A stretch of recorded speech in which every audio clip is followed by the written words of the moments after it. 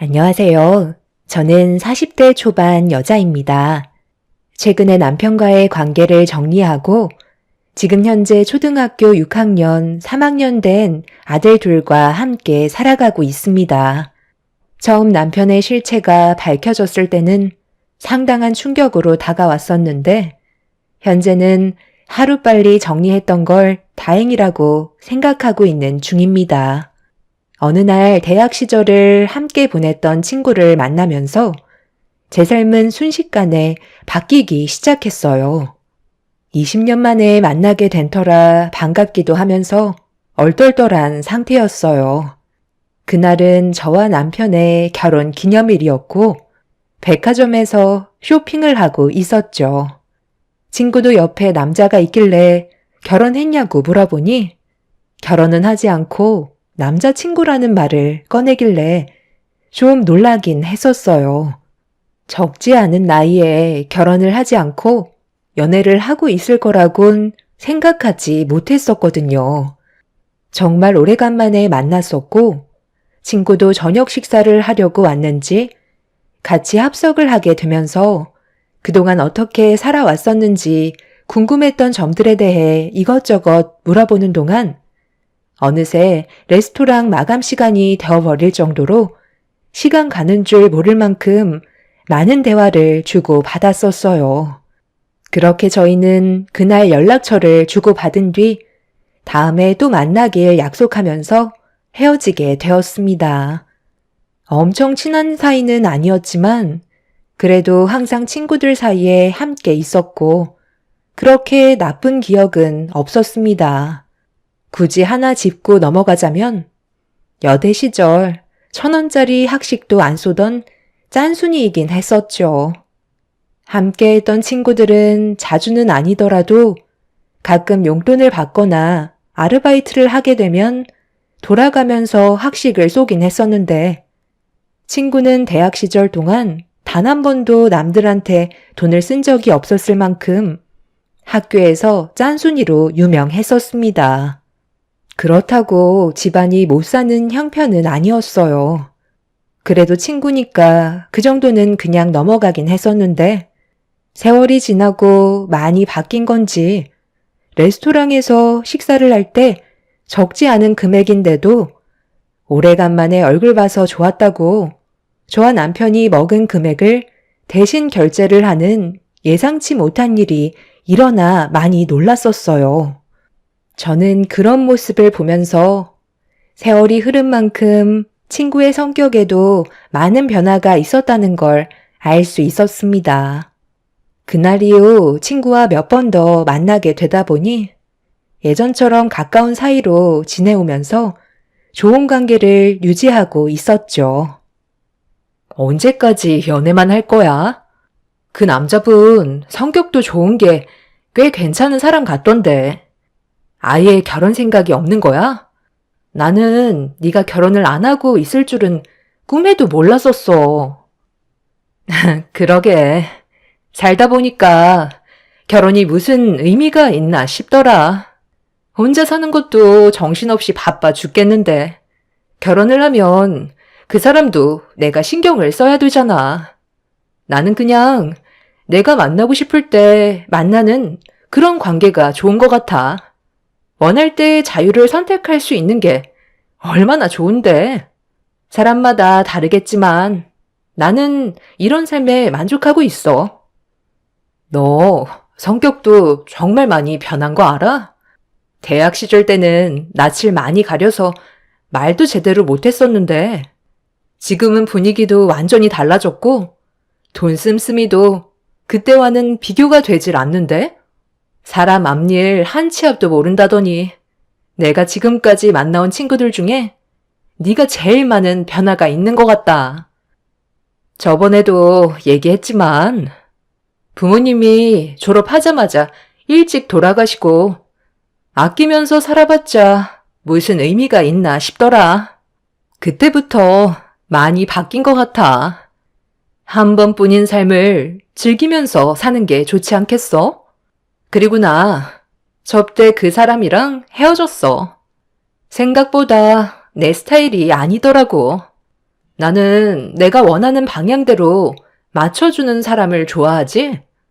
자기 고집 부리는 사람을 제일 싫어하는데 요즘 들어 그 사람이 나를 조종하려 들더라고. 그래서 그냥 그만 만나자고 얘기했어. 널린 게 남자인데 아쉬울 거 없잖아? 친구의 인생은 남들과는 많이 달랐어요. 자기가 원하는 삶을 살아가면서 많은 것들을 누리고 있었죠. 그런 모습이 엄청 부러운 건 아니었지만 저도 지금까지 살면서 가정을 살피기 위해 나 자신은 돌볼 수 없이 살아가다 보니 대학 시절 때 자유로웠던 그런 삶이 그리워질 때도 있었습니다. 하지만 저에게는 또 다른 행복이 있기 때문에 크게 동요되지는 않았어요. 그렇게 한참 동안 친구와 좋은 시간을 보내고 있었는데 저희 집에 한번 놀러 오고 싶다고 하더라고요. 어떻게 살고 있는지 궁금하기도 하고 아이들도 보고 싶다며 선물까지 사놨었다는 말에 그날 남편한테 먼저 사정을 얘기하니 놀러와도 괜찮다고 흔쾌히 허락해 주었죠. 그렇게 친구와 함께 저희 집에서 맥주 한잔 하자며 저희 부부와 아이들이 어떤 삶을 살고 있는지 초대를 했어요. 아이들은 친구가 사온 게임기에 푹 빠져서는 행복한 얼굴을 하고 있길래 저 또한 기분이 너무 좋았었고 앞으로 좋은 관계를 유지할 거라 생각했었지만 그건 순전히 제 착각이었습니다.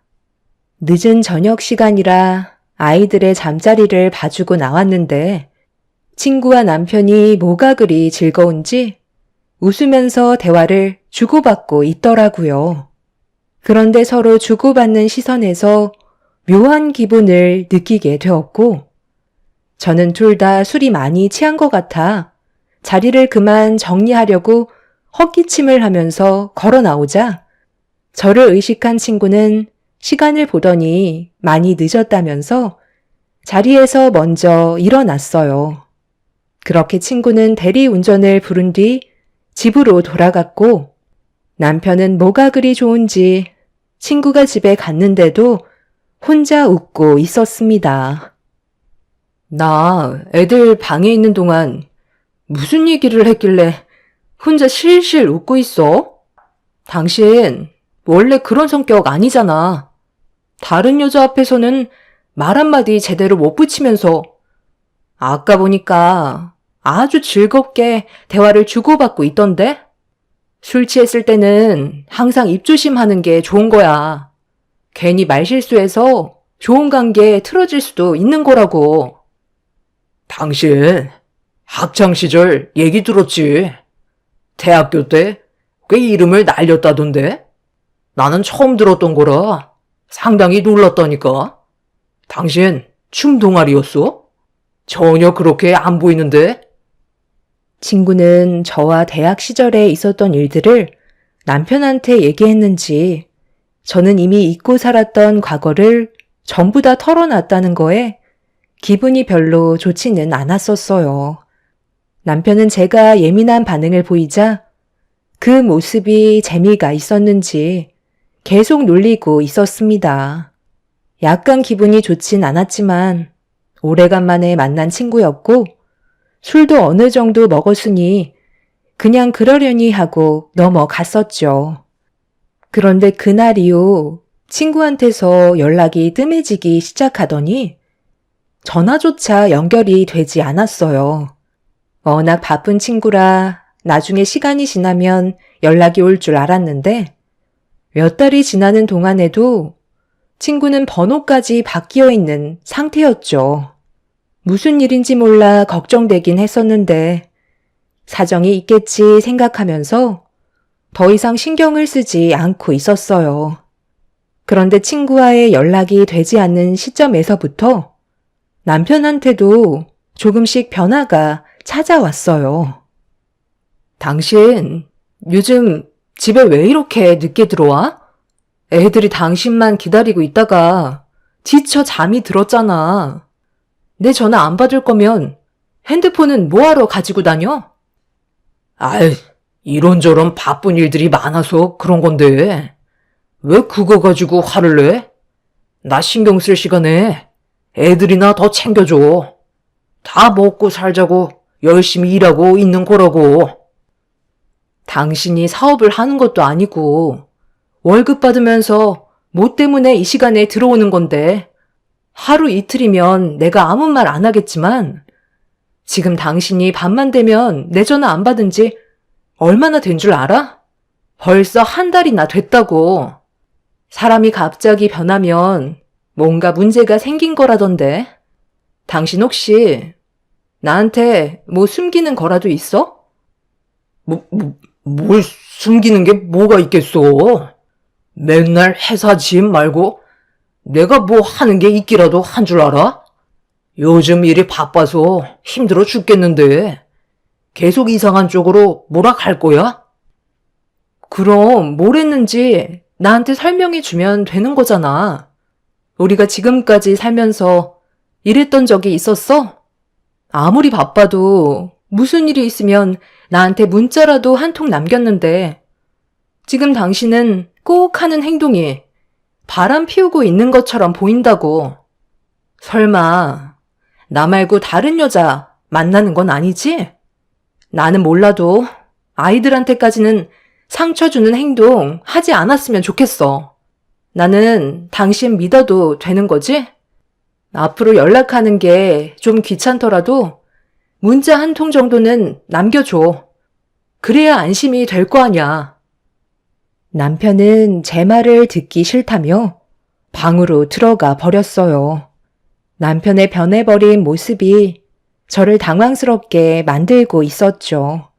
무슨 일 때문에 그러는 건지 알 수가 없으니 답답할 뿐이었지만 회사 일에 항상 열심이었던 남편인지라 많이 지쳐 보이는 모습에 일단 그냥 가만히 놔뒀어요. 그렇게 며칠의 시간이 더 지나고 남편의 변화되지 않은 행동에 점점 화가 치밀어 오르기 시작할 때 모르는 번호로 갑자기 전화가 왔길래 아무 생각 없이 받았는데 오랜 기간 동안 연락이 안 됐었던 친구가 뜬금없이 만나길 원한다는 말에 무슨 이유 때문인지 알 수 없었던 저는 일단 약속 장소로 나갔습니다. 그렇게 오래간만에 서로 얼굴을 마주하게 되었죠. 갑자기 연락도 끊기고 전화번호도 바꿔버려서 내가 얼마나 당황스러웠는지 알아? 무슨 일 있었던 거야? 얼굴도 많이 부어 보이고 살도 좀 찐 것 같은데? 나 지금 임신했어. 계획에는 없던 일들이라 너무 충격받아서 이제야 제정신이 들었거든. 오늘 내가 나온 건 정말 심각한 문제를 해결하기 위해서야. 뭐? 임신? 갑자기 임신을 했다고? 그새 결혼할 남자가 생기기라도 한 거야? 네가 실수를 할 거라곤 나도 생각하지 못했는데 앞으로 어떻게 하게? 이건 뭐야? 이거 너한테 주는 위자료야. 질질 끌지 않을 거고 솔직하게 얘기할게. 나 수철 씨 아이 가졌어. 지금 내 뱃속에 수철 씨 아이를 임신했다고. 이 문제 때문에 너무 충격받아서 한동안 연락을 할 수 없었던 거야. 그런데 막상 내 몸에 변화가 생기고 뱃속에 아이가 자라고 있는 걸 보니까 수철 씨가 옆에 있어줘야 할 것 같더라고. 나랑 만나자고 하는 거 계속 만나지 않고 있다가 며칠 전에 얼굴 보고 얘기했어. 수철 씨는 나랑 새롭게 시작하길 원하고 있어. 너한테 아직 얘기를 못했던 것 뿐이야. 네가 친구고 예정을 생각해서 봉투 안에 5억 넣어놨어. 그 정도면 위자료는 충분하다고 생각하는데 괜히 시끄럽게 일 크게 벌이지 말고 조용히 처리하자. 뭐라고? 그니까 그동안 연락 한 통 없다가 갑자기 이게 다 무슨 말이야. 그러니까 너 뱃속에 지금 우리 남편의 아이가 들어섰다는 거야? 너 지금 나 놀래켜 주려고 연기하는 거지? 너는 내 친구잖아. 어떻게 이런 충격적인 일을 저지를 수가 있어? 둘이 언제부터였는데? 설마 그때 우리 집에 놀러 왔을 때부터였던 거야? 아니, 사실 그 전부터였어. 우리 레스토랑에서 같이 식사했었잖아. 그때부터 우리 둘 따로 만나오고 있었어. 그래서 남자친구와도 헤어졌던 거고. 나도 이렇게까지 일이 커질 줄 몰랐는데 그때 레스토랑에서 너랑 내가 마주보고 앉아 있었을 때 무언가 내 발을 툭 건드리는 느낌이 들어서 슬쩍 발밑을 봤는데 처음에는 수철 씨가 너한테 장난치려는 걸 실수로 내 발을 건드리는 줄 알았는데 계속 툭툭 치더라고. 그래서 수철 씨를 슬쩍 쳐다봤는데 일부러 나를 의식하는 듯 건드는 것 같길래 좀 당황스러웠었거든. 그날 처음 느껴보는 색다른 긴장감과 느낌이 싫지 않았던 나는 수철 씨의 행동을 가만히 지켜보고 있었어. 그리고 이게 장난이 아니라는 것도 알게 되었지. 그날 네가 화장실 갔을 때 우리는 따로 전화번호를 교환했고 지금까지 몰래 만나고 있었던 거야. 나도 내가 이렇게까지 될 거라곤 상상조차 못했었는데 수철 씨가 나를 헤어나오지 못하게 만들었어. 당연히 나는 네가 지금까지 이끌어온 가정이고 절대로 수철 씨와는 이어질 수 없는 사이라는 걸 알면서도 내 몸이 말을 듣지 않았고 결국 이 사태까지 오고 말았던 거야. 어떻게 얘기할지 몰라.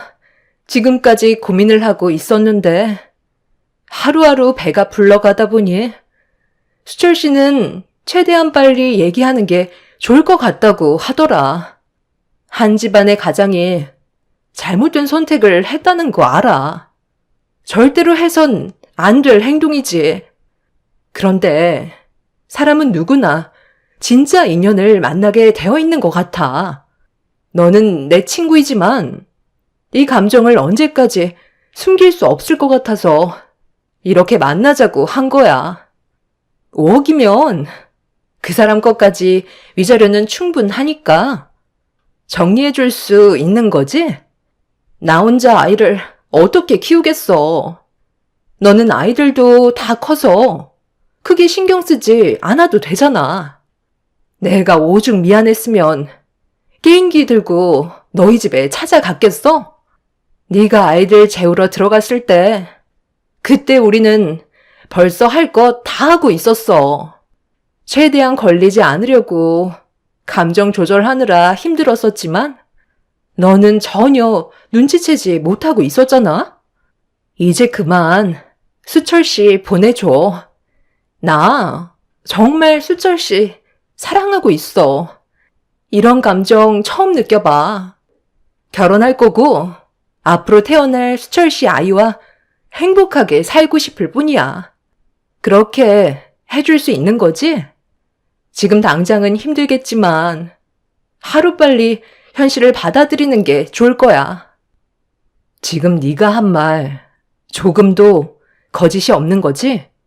정말 우리 남편이랑 함께 살고 싶은 거야? 모든 걸 감당할 수 있을 만큼 그 사람을 진심으로 사랑하는 거니? 내가 너한테 왜 거짓말을 하겠어? 내 모든 걸 걸고 수철 씨를 사랑하고 있어. 남은 인생 함께 할 거고 한날 한시에 눈 감고 싶어. 그렇게 해줄 수 있는 거지? 그럼 조건이 하나 있어. 네가 준 5억 내가 받을게. 하지만 이건 너한테 받는 위자료고 그 사람한테는 따로 받을 거야. 그리고 지금 당장 각서 써. 절대 반품하지 않겠다고. 그리고 두 번 다시 너랑 나는 만나지 않았으면 좋겠다. 우리가 지금 이런 상황에서 이성적으로 대화할 수 있는 건 내가 정말 많이 참고 있기 때문이야. 너한테 받은 배신감도 엄청 크지만 그 사람한테 정말 질려버렸거든. 결국 또 이런 식으로 일을 저질렀지만 어쩌겠어. 벌써 건널 수 없는 강을 건너버렸는데. 네가 선택한 길이니까 앞으로 행복만 가득했으면 좋겠다. 너와 내가 나눈 대화에 대한 영상 증거물로 남겨놔야 하니까 다시 한번 얘기해주고 어떤 일이 생기더라도 혼자서 모든 걸 감당하겠다는 각서까지 전부 다 작성해줘. 그럼 깔끔하게 그 사람과 도장 찍고 너한테 보내줄게. 저는 친구한테 모든 증거물들을 받아내었고 남편을 보내주는 대가로 5억을 받았습니다. 그렇게 집으로 돌아가는 동안에도 도저히 믿기지 않은 남편과 친구와의 관계에 너무 화가 치밀어 올랐어요. 사람의 한계를 시험해버린 남편을 도저히 용서할 수가 없었고 이건 정말 아닌 것 같아 집으로 가려는 걸 시댁으로 발길을 돌렸습니다. 시부모님께서는 연락도 없이 찾아온 저를 반겨주셨지만 제 얼굴이 붉어진 모습을 보고 무슨 일이 있었냐며 걱정스러운 얼굴로 바라보고 계셨습니다. 제가 아무 말 없이 거실 소파에 앉자 시부모님께서도 뒤따라 오셔서는 자리에 앉으셨어요. 심각해진 제 얼굴에 시모가 한마디 하셨죠. 왜 또 그래? 우리 아들이 이번엔 뭘 잘못했길래 심각한 얼굴을 하고 있는 거야. 한동안 조용히 지내는가 싶었는데 그새 또 사고를 치기라도 한 거야? 아유, 그럴 리가 있겠소? 내가 한 번만 더 문제 일으키면 그땐 두 다리를 분질러 버린다고까지 했었는데 정신 차렸으니까 지금까지 조용했었던 거지. 아유, 며느리 얼굴을 보면서도 그런 말이 나와요. 지금 상당히 불편해 보이잖아요. 무슨 일인데 그래? 네가 연락도 없이 찾아와서 내가 얼마나 불안한 줄 아니? 제가 왜 찾아왔겠어요? 다 그 사람 때문이죠. 어머님이 생각하시는 거 전혀 빗나가지 않았어요. 이번에도 또 사고를 쳤네요. 전에와는 비교가 안 될 정도로 엄청나게 큰 일을 저질렀다고요. 저는 더 이상 함께 살아갈 수 없을 것 같아요. 다른 사람도 아니고 어떻게 제 친구와 바람을 필 수가 있는 거죠? 그것뿐인 줄 아세요? 벌써 친구 뱃속에 새끼까지 쳐버렸어요. 이제 정말 지긋지긋해서 못 봐줄 것 같아요. 오늘 집에 들어가면 언제 이혼할지 몰라 준비해뒀던 서류에 도장 찍으려고요. 뭐라고? 수철이가 지금 아이까지 만들었다는 거야? 한바탕 난리가 난 지 얼마나 됐다고? 또 시작인 거야? 그놈은 도대체가 생각이 있는 놈이야? 여보, 지금 당장 수철이한테 전화해서 우리 집으로 오라고 해요. 내가 그놈을 가만두나 봐라. 당신도 그놈 아예 돌아다니지도 못하게 만들어 버려요.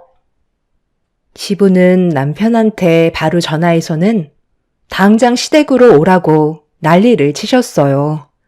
남편은 어느 정도 예상을 하고 있었는지 무덤덤하게 시댁으로 들어왔습니다. 시모는 남편이 현관에서 들어오기도 전에 양뺨에 손을 올려 붙이면서 바람 피운 지 얼마 되지도 않아서 또 일을 저지르냐고 남편의 멱살을 잡은 뒤 흔들어 대셨습니다. 시부는 베란다에서 골프채를 가지고 나오시면서 가만두지 않겠다고 난리를 쳤지만 남편은 눈 하나 깜빡하지 않고 오히려 더 목소리를 높였어요. 아버지, 그 사람이 제 인생의 전부입니다. 두 번은 없을 테니 이제 그만하세요. 저는 윤미 씨를 절대 놓치고 싶지 않아요. 그래서 작정하고 아이를 가지게 만들었어요. 당신한테는 정말 미안해. 그런데 이게 나인 걸 어쩌겠어. 자유롭게 해줄 테니까 당신도 이제 갈 길 가면 좋을 것 같아. 위자료는 충분히 줄 테니까 이제 그만 정리하자. 당신은 내 친구 윤미 인생까지 망쳤어. 걔도 처신을 잘못했지만 제일 나쁜 놈은 바로 당신이야.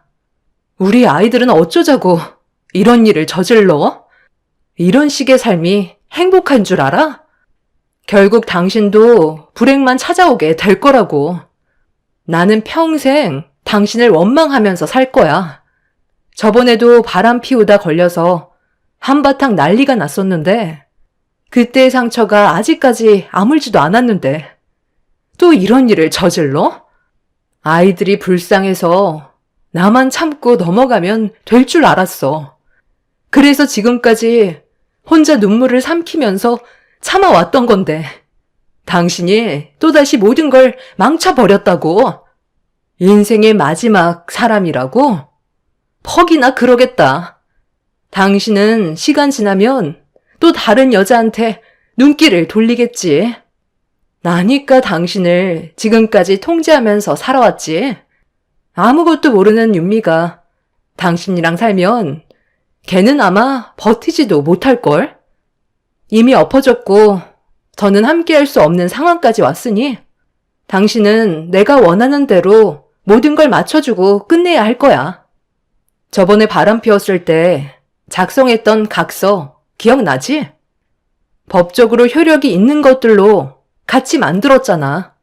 한 번만 더 바람 피우면 지금까지 살면서 모아두었던 모든 재산 전부 다 나한테 주기로 약속했었지? 그리고 아이에 대한 문제도 내가 원하는 대로 해준다고 그랬었잖아. 그때 했던 모든 내용 전부 다 들어줘야 할 거야. 그렇게 하지 않으면 당장 소송 들어갈 거고 당신이 원하는 이유는 절대 없을 거니까 하루빨리 나랑 정리하고 싶으면 내가 원하는 대로 당신은 몸만 나가. 어떻게 할 거야? 소송으로 갈래? 아니면 당장 이혼할래? 남편은 집에서 윤미가 자기를 기다리고 있다며 좋은 소식 들려줘야 아이가 스트레스 받지 않는다면서 최대한 빨리 이혼하겠다며 함께 살면서 모았던 재산에 대해선 각서에 적힌 내용대로 진행하겠다는 말을 꺼내게 되었어요. 시부모님께서는 그 자리에 주저앉아 오열을 하셨고 저희는 서로가 원하는 조건을 들어주면서 이혼을 선택하고 말았습니다. 아이들은 이런 현실을 받아들이기에는 아직 어린 상황이라 최대한 상처받지 않는 쪽으로 설명해 주었지만 아이들은 남편이 과거에 바람을 피우면서 한바탕 난리가 난 적이 있었기 때문에 대충 짐작하고 있는 듯 보였어요. 겉으로 표현을 안 할 뿐 묵묵히 저를 따라와 주었지만 그런 모습을 보고 있던 저는 결국 참아왔던 눈물을 흘리고 말았습니다. 남편은 가정을 포기할 정도로 제 친구한테 푹 빠져서는 헤어나오지 못하고 있었어요. 그렇게 이혼한 지 어느덧 3개월이 지나버렸고 남편과는 법적으로 완전 남남이 되어버린 상태였죠. 새로운 삶에 적응하기 위해 다시 처음부터 시작하게 되었지만 더 이상의 스트레스를 받지 않아 한편으론 마음이 후련했었어요. 저는 그동안 최선을 다했었고 과거에 대해 후회를 하지는 않았습니다. 그렇게 아이들과 또 다른 행복을 찾아 살아가던 어느 날 그동안 한 번도 연락이 없었던 상간녀한테 다시 전화가 왔어요.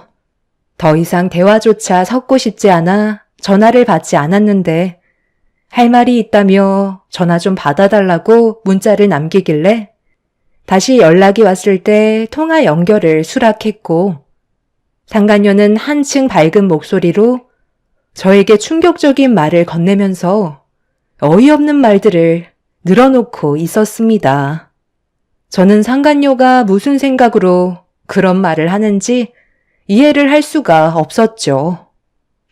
나 배가 더 부르기 전에 결혼식 올리려고 하는데 너는 올 거야? 그래도 우리 둘의 관계를 연결해 준 게 너잖아. 꼭 축하받고 싶은데 와줄 수 있는 거지? 너 나랑 뭐 하자는 거야? 그 말 하려고 전화 받아달라고 사정을 했던 거야? 너는 그 사랑이 얼마나 오래 갈 것 같니? 남의 가정 무너뜨리고 얻은 사랑이 평생 유지가 될 것 같아? 그동안 그 사람이랑 살면서 어떻게 하면 좋을지 정말 고민 많았었거든. 그런데 네가 모든 걸 해결해줘서 나는 지금 너무 행복해. 거기에다가 돈까지 지어줬잖아? 네가 부모님 재산 물려받아 돈이 많은 건 알고 있었지만 사람 보는 눈은 너무 형편없다. 그 사람 바람둥이야. 너 만나기 전에 다른 여자한테 찝쩍거리다가 나한테 걸려서 한바탕 난리가 났었다고. 재벌은 난 못 준다고. 지금은 서로 눈만 마주쳐도 불꽃이 튀기겠지만 그게 얼마나 갈 것 같니? 그건 네가 부족해서 그런 거지. 우리가 지금 얼마나 행복한 삶을 살고 있는데. 수철 씨는 나 말고 다른 여자는 거들떠도 안 본다고 했어. 남자는 여자하기 나름인 거야. 내가 수철 씨 뺏어가서 배 아프니? 그런데 어쩌겠어. 이게 인생인데. 결혼식 오지 못한다고?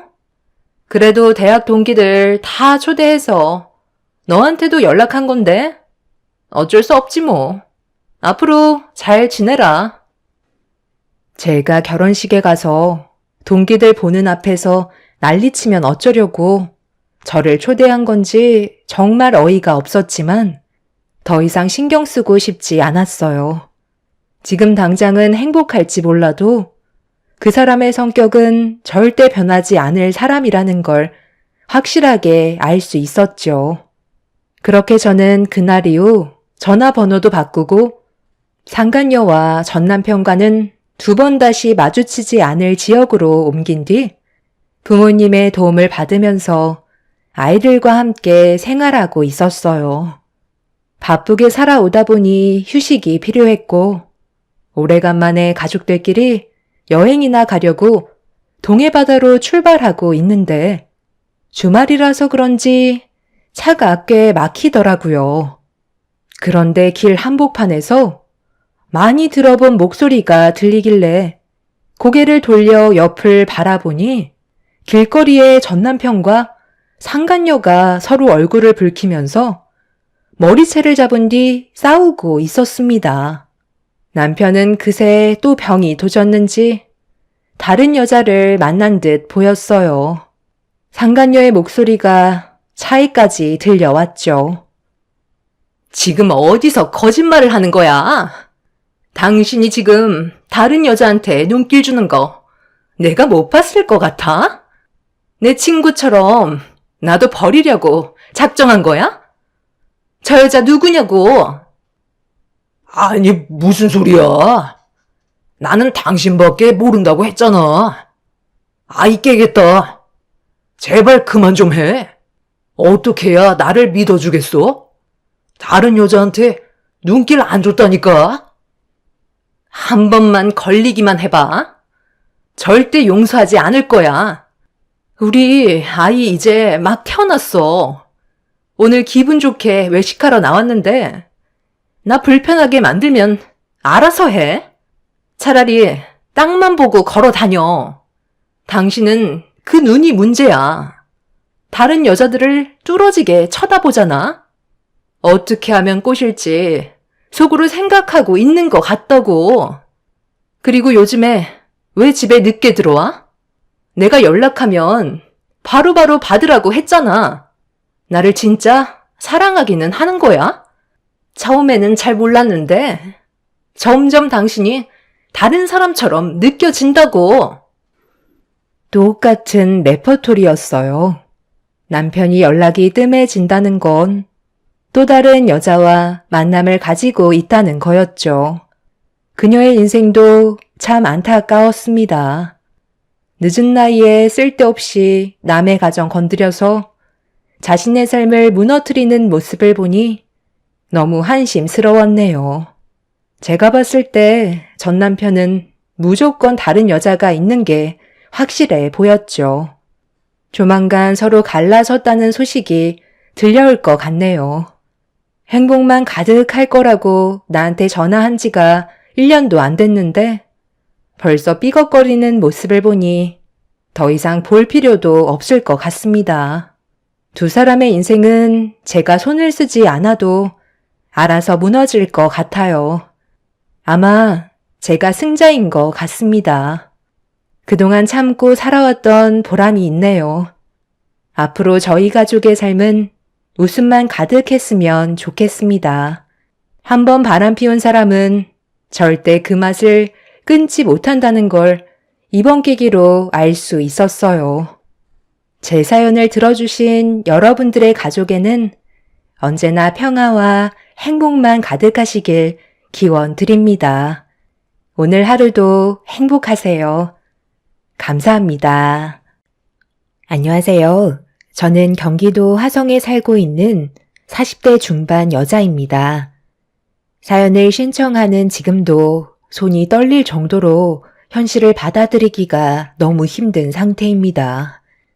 많은 분들께서 제 사연을 들으시고 어떤 생각을 하실지 궁금하네요. 현재 남편과는 이혼을 한 상태이고 숙려 기간은 10일이 지났습니다. 저는 지금까지 남편과 함께 살아오면서 단 한 번도 의심이라는 걸 해본 적이 없었어요.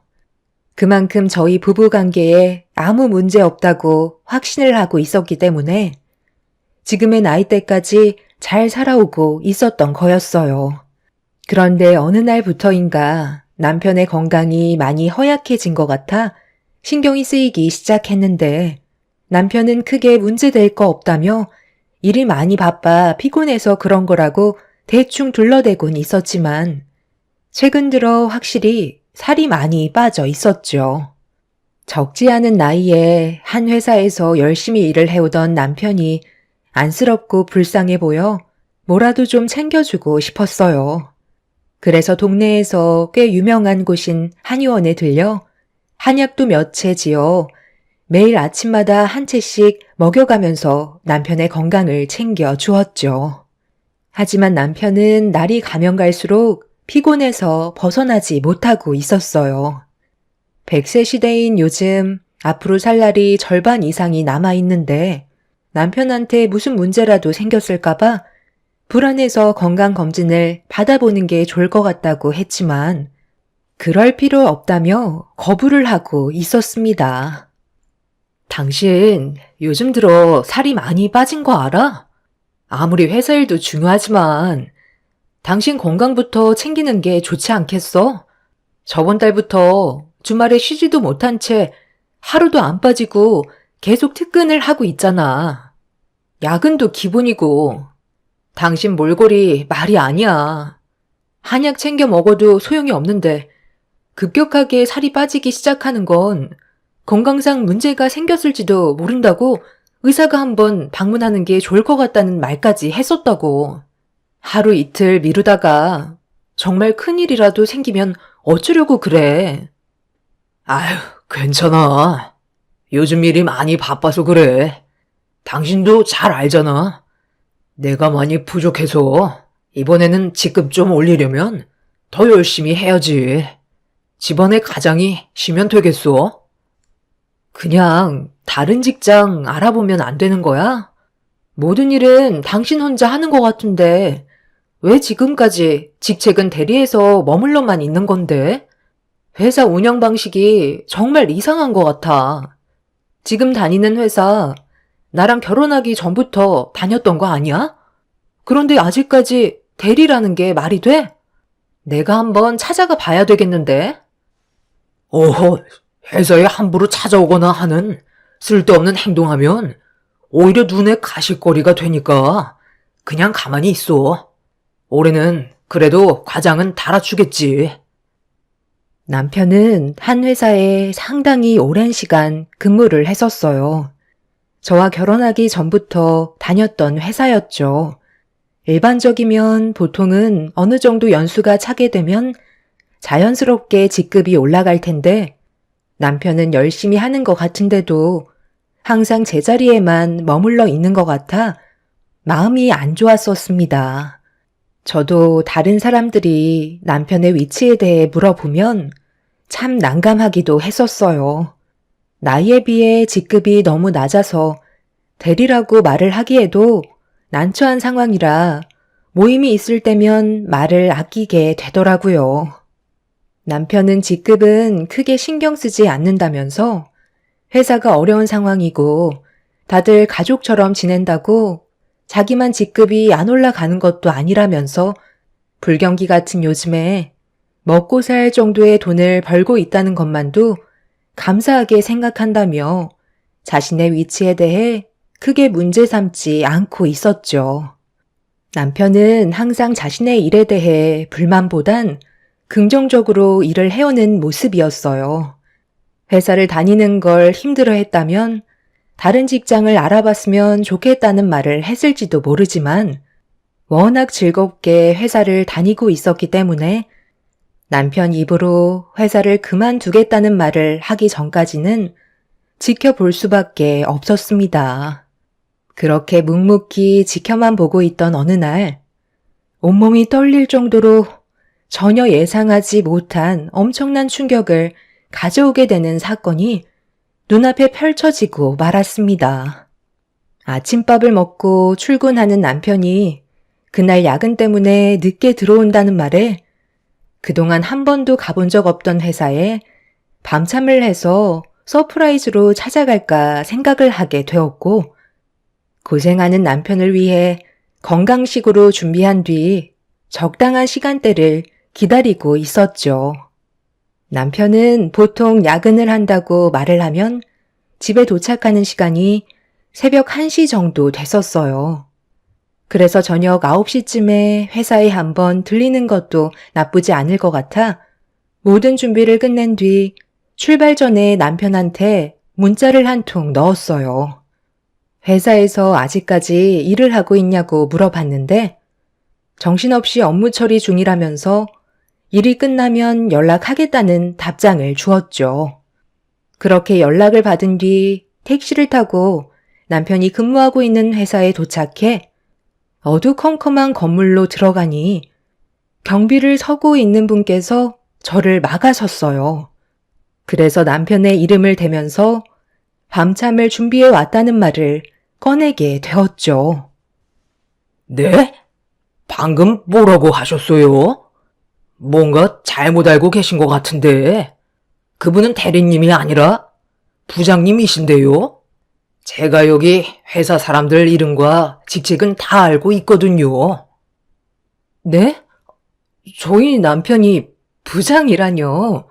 이 회사에 들어오신 지 얼마 되지 않으셨죠? 저희 남편 이름은 진국현이고 지금 현재 대리로 근무를 하고 있어요. 야근한다고 정신없이 일을 하고 있을 거라고요. 오늘 처음 회사에 와봤는데요. 힘내라고 밤참 좀 준비해 왔는데 들여보내주시면 안 되는 거예요? 그 정도는 가능하잖아요. 아이 참, 이 회사의 진 씨는 단 한 명뿐이고 사모님 남편분 이름이 진국현이라면 저희 회사의 부장으로 근무하신 분이 맞으세요. 뭔가 착각하고 계신 거 아니에요? 그리고 저희 회사는 야근 자체를 자주 하지 않아요. 1년에 몇 번 할까 말까 할 정도로 야근이 없는 회사입니다. 지금 부장님은 자리에 안 계시고 퇴근하셨는데요. 그럴 리가요. 좀 전까지 문자 주고 받았는데요. 회사에서 정신없이 업무 처리 중이라는 말을 들었다고요. 저희 남편이 있는 자리에 좀 같이 가주시면 안 될까요? 아유, 사모님. 꼭 눈으로 확인시켜드려야 되겠어요. 부장님은 진작에 퇴근하셨다니까요. 모르는 게 너무 많으신 것 같으시니까 일단 직접 가셔서 한번 보시죠. 이해할 수 없는 말들을 꺼낸 경비원은 저를 이상한 사람으로 생각하고 있길래 그런 오해를 풀고자 남편과 함께 찍은 사진까지 보여줬었습니다. 그런데 경비원은 계속해서 남편의 사진을 보면서 대리가 아닌 부장이라는 직책을 불러주고 있었어요. 대리에서 한 번에 부장으로 진급을 한 것도 아닐 테고, 만약 진급을 했었다면 저에게 알려줬을 텐데, 남편은 그런 말은 일절 하지 않았기 때문에 뭔가 느낌이 좋지 않았습니다.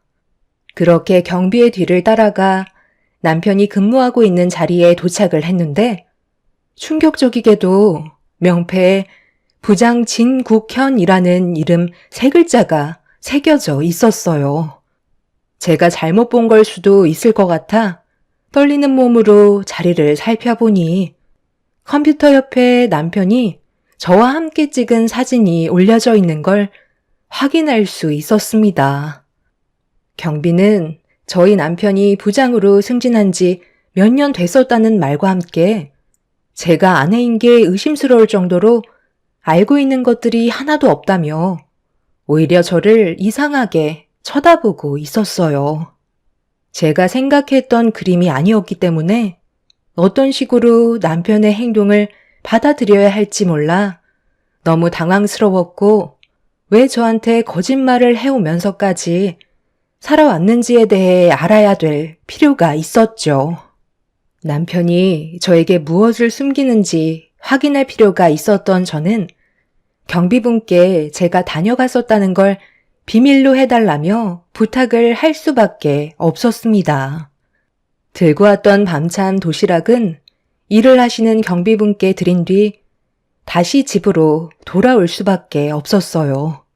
짧은 몇 시간 사이에 남편이 그동안 저에게 거짓말을 하면서 살아왔었다는 거에 저도 모르게 눈물이 흘러 버리더라고요.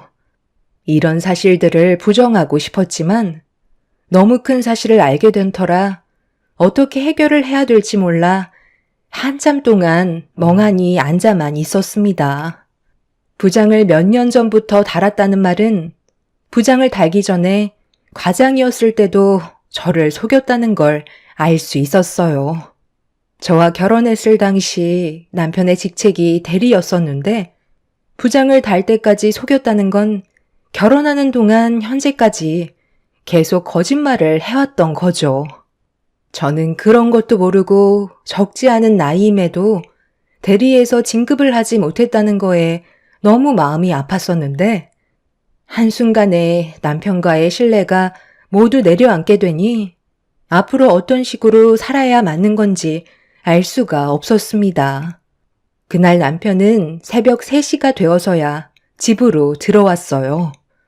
제가 자고 있지 않고 소파에 앉아 있자 들어오던 남편은 평온한 얼굴로 아직까지 안 자고 뭐하냐며 바로 화장실로 들어가 씻은 뒤 야근을 하고 와서 피곤해서 먼저 잔다는 한마디 한 뒤에 방으로 들어갔네요.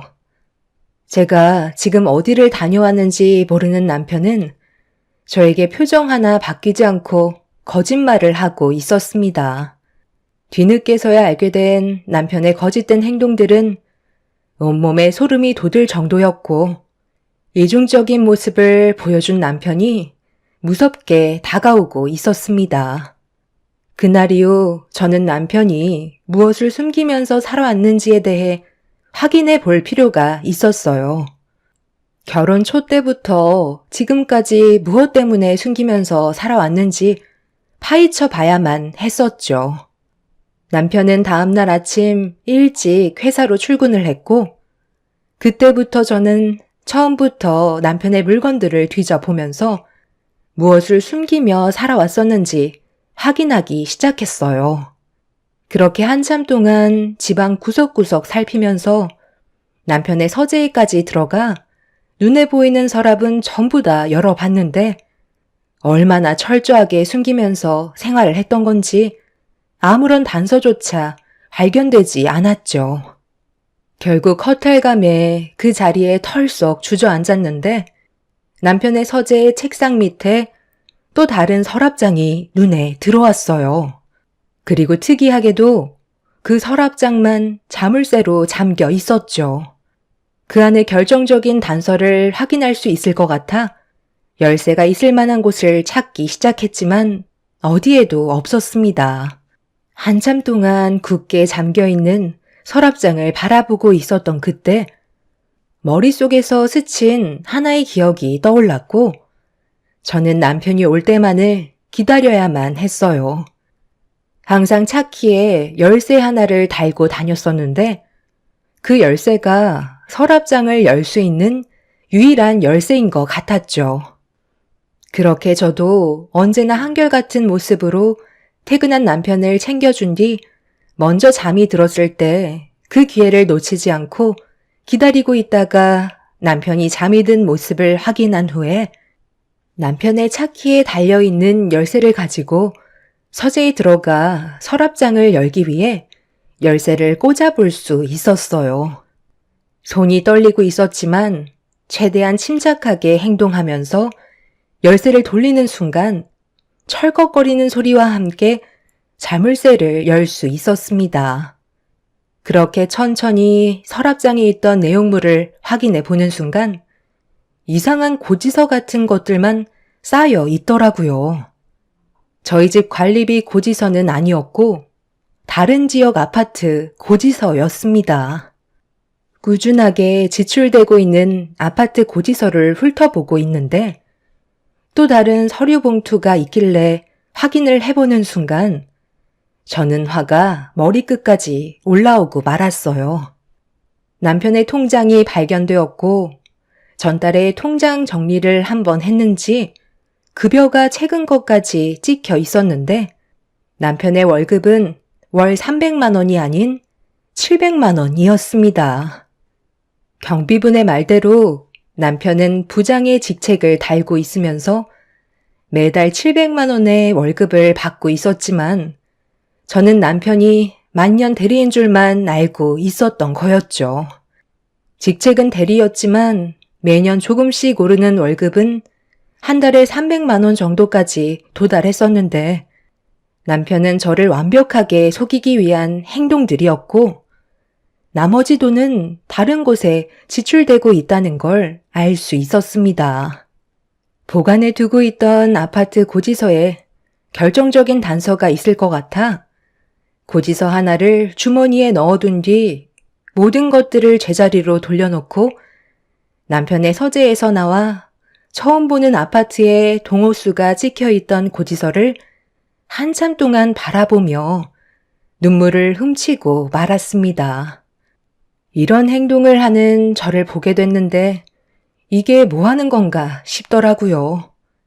결혼 생활하는 동안 이런 계획은 전혀 없었는데 상상조차 하지 못했던 일들이 눈앞에 펼쳐져서 너무 괴로웠었어요.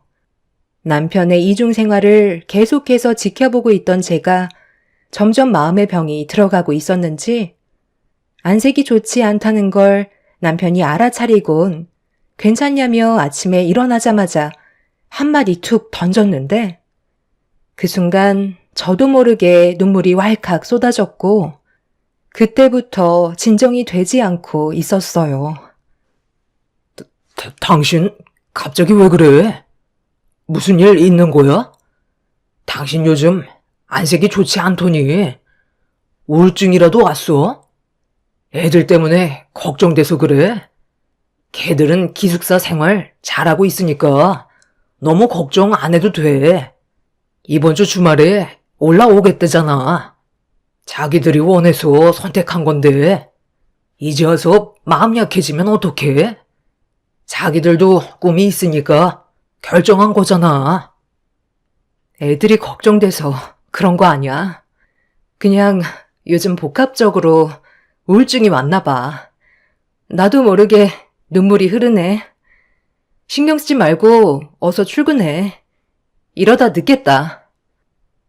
남편은 시계를 쳐다보더니 빨리 나가야 할 것 같다면서 저녁에 다시 대화하자며 서둘러 집을 나섰어요. 남편이 회사로 출근하고 혼자 남겨진 조용해진 집에서 저는 그날 한참 동안 오열을 하고 말았습니다. 남편의 배신에 한바탕 눈물을 쏟아낸 뒤에 저는 다시 정신을 차리고 고지서에 적혀있는 아파트로 향했어요. 그런데 저는 거기에서 입을 다물지 못할 정도로 엄청난 광경을 마주하고 말았습니다. 고지서에 적혀있는 아파트에 도착해 멀리에서 지켜보고 있는데 1층에서 처음 보는 여자가 걸어 나오고 있었고 잠시 뒤 남편도 함께 뒤따라 나오고 있었어요. 그런데 거기에서 그치는 게 아닌 시모 또한 남편과 여자를 따라 나오고 있었습니다. 너무 충격을 받은 광경이라 떨리는 손으로 걸어 나오는 장면을 전부 다 증거물로 남겨두고 있었는데 잠시 뒤 아파트 자동문이 다시 한번 열리면서 시부가 걸어 나왔어요. 그런데 시부의 품에는 갓 태어난 아이가 안겨 있었습니다. 어떤 상황인지 대충 짐작은 할 수 있었지만 더 충격이었던 건 시부의 뒤를 따라 나오는 아이들이었어요. 저희 아이들과 나이대가 비슷한 애들이었는데 시부를 할아버지라고 부르면서 따르고 있었습니다. 아이 참, 당신은 왜 이렇게 걸음이 느려? 그러다 아이가 감기라도 걸리면 어쩌려고? 우리 며느리가 힘들게 셋째를 출산했는데 귀한 손자 아프면 안 되잖아? 아이, 가고 있어. 요즘 무릎이 안 좋은 걸 어떡해? 자문이나 열어줘. 몸조리를 꼭 우리 집에서 해야 되겠어? 다들 들어와 살면 집이 좁아 터진다고. 그냥 당신이 왔다 갔다 하면 안 되는 거야? 그러다 여러 가지로 곤란한 상황에 처해지면 어쩌려고 그래?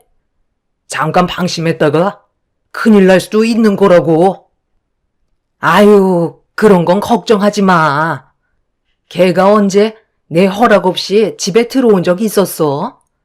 쓸데없는 생각하지 말고 빨리 차에 올라타기나 해요. 며느리랑 아이들은 벌써 탔잖아.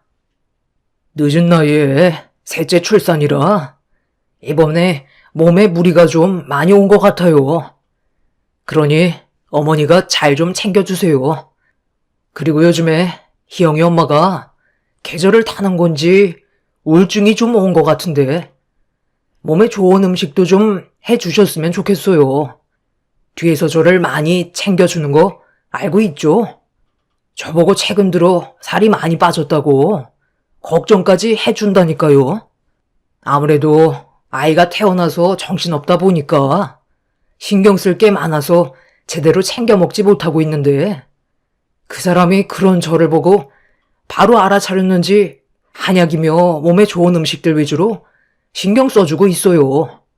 그런데 정작 그 사람 자신은 살피지 않고 있는 것 같아 걱정이에요. 그러니 어머니가 신경 써줄 수 있죠? 내가 몸이 10개니? 그리고 걔는 하는 게 뭐가 있다고? 우울증이야? 이번에 애들도 기숙사로 전부 들어가지 않았어? 한가로이 집에 혼자 있으니까 쓸데없이 잡생각만 늘어서 그런 거야. 마음 같아서는 집에 와서 애 좀 돌봐달라고 하고 싶은데 상황이 그렇지 않으니 내가 얼마나 답답한 줄 알아? 솔직히 이게 다 너 때문이잖아. 언제까지 이런 상황을 숨길 수 있을 거라 생각해? 엄마는 요즘에 너무 불안해 죽겠다. 괜히 일 크게 만들지 말고 이제 하나만 집중하는 게 좋지 않겠어? 너도 50이 가까워지고 있는데 언제까지 이렇게 살 거야? 이제 그만 결정하는 게 좋지 않겠어? 주아 애미가 워낙 착하니까 말을 안 하는 것 뿐이지. 법적으로 너희들 지금 아무것도 아니잖아. 불안정한 가정 만들어서 괜히 나중에 이런 사실 아이들까지 알게 되면 상처받으니까 이제 그만 하나로 결정하는 게 좋을 것 같다. 어떻게 할 거야? 사돈이 어제 나한테 전화 왔었다.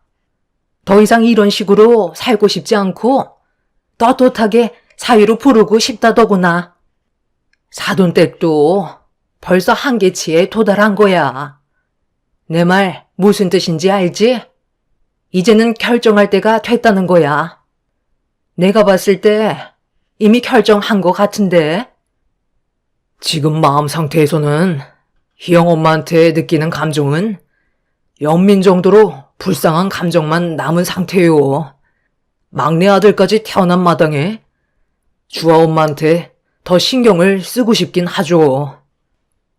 정말 충격적인 장면들이 계속해서 눈앞에 펼쳐졌고, 그런 모습을 지켜보는 것도 괴로운데, 남편은 저에게서 마음이 떠나가고 있는 것 같다며, 이제 그만 정리하라는 말에 저와의 인연을 끝낼 생각을 가지고 있는 것 같아 보였습니다.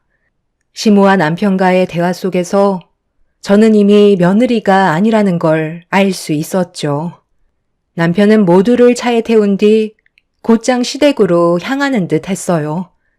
멀어지고 있는 차를 보고 있는데 눈물이 앞을 가렸고 더 이상 참을 수가 없었습니다. 그동안 저를 속이고 이중 생활을 한 남편을 용서할 수가 없었어요. 거기에다가 시부모님까지 잘못된 걸 알면서도 아무렇지도 않게 생각한다는 것 자체가 용납이 되지 않았죠. 15년이 넘는 시간 동안 모든 것들을 철저하게 숨긴 그 사람들을 전부 다 무너뜨리고 싶었습니다. 그렇게 저는 택시를 타고 시댁으로 향하게 되었어요. 어머, 네가 갑자기 여긴 어쩐 일이야? 연락도 없이 찾아오는 건 예의가 아닌 거 모르니? 오늘은 내가 다른 약속이 있어서 조금 있다가 나가봐야 하거든. 그러니까 나중에 다시 오든지 해라. 요즘 할 일이 없는 거야. 내 아들이 그러는데 네가 요즘 우울증 증상을 보인다며? 아이들도 기숙사 들어갔는데 너도 일거리 좀 찾아서 집안 살림에 보탬이 되도록 해야지. 언제까지 천하태평 놀고 먹기만 할 건데? 내 아들이 얼마나 힘들게 돈을 벌고 있는지 알고 있지? 네, 모르는 거 아니죠. 그래서 요즘 일거리를 찾고 있는 중이에요. 제가 할 수 있는 일이 무엇이 있을지 고민을 좀 해봤는데요. 제가 아이들을 좋아하니까 돌봄 같은 걸 좀 알아보려고요. 그런데 계속 현관문 앞에 저를 세워두실 거예요? 저는 어머님 보고 싶어서 먼 길을 달려왔는데 주스 한 잔 정도는 주셔야죠. 제가 들어가면 안 되는 이유라도 있는 거예요? 어머님, 지금 머리에 식은땀까지 흘리고 계시는데 어디가 좀 불편하신 거라도 있으세요? 평소 같지가 않아서요. 그런 게 뭐가 있어? 맨날 똑같이 살고 있는데 약속이 좀 늦어서 그런 것 뿐이니? 나중에 다시 얘기하도록 하자. 그럼 다음에 다시 보는 걸로 하자. 어머님, 잠깐만요. 그런데 이거 무슨 소리예요? 갓난아기 울음소리 같은데 집안에 누가 왔어요? 왜 아기 울음소리가 어머님 집안에서 들리는 거예요? 아이 참, 당신 왜 안 들어오고 있는 거야? 손자가 지금 진정이 되지 않고 있는데 며느리가 안아줘도 계속 보채기만 하잖아. 빨리 와서 손을 좀 써봐. 저러다 목상하겠어. 아니, 네가 여긴 어쩐 일이냐? 연락도 없이 갑자기 찾아왔네. 며느리가 왔으면 나한테 귀띔이라도 해줬어야 할 거 아니야? 나는 급하게 볼 일이 있어서 다시 들어갈게. 우리 집에 손님이 왔거든. 그런데 이제 막 나갈 참이었어. 신경 쓰지 말고 너 갈 길 가면 된다. 그럼 나도 외출 준비해야 되니까 현관문 닫아도 되는 거지? 어머님, 방금 아버님께서 뭐라고 하셨죠?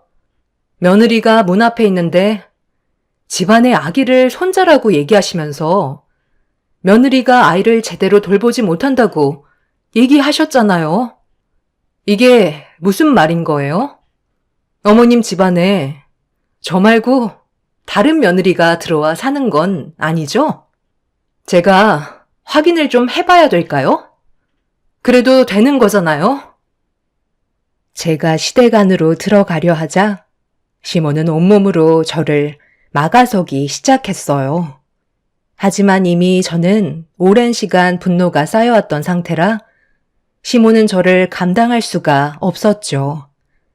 온 힘을 다해 시모를 밀쳐낸 뒤 집 안으로 달려 들어간 순간 저와 눈이 마주친 여자가 화들짝 놀라면서 품에 안겨 울고 있는 아이를 급하게 뒤로 숨기고 있었어요.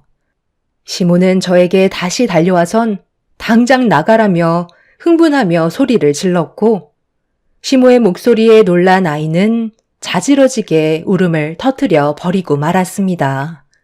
저와 마주친 여자가 저에게 피해를 입게 될까봐 불안했는지 도망을 치려 하길래 여자의 옷깃을 잡으면서 대화 좀 하자고 입을 여는 순간 갑자기 눈앞이 보이는 시야가 검게 변하면서 정신을 차리지 못할 정도로 무언가의 충격을 받았습니다.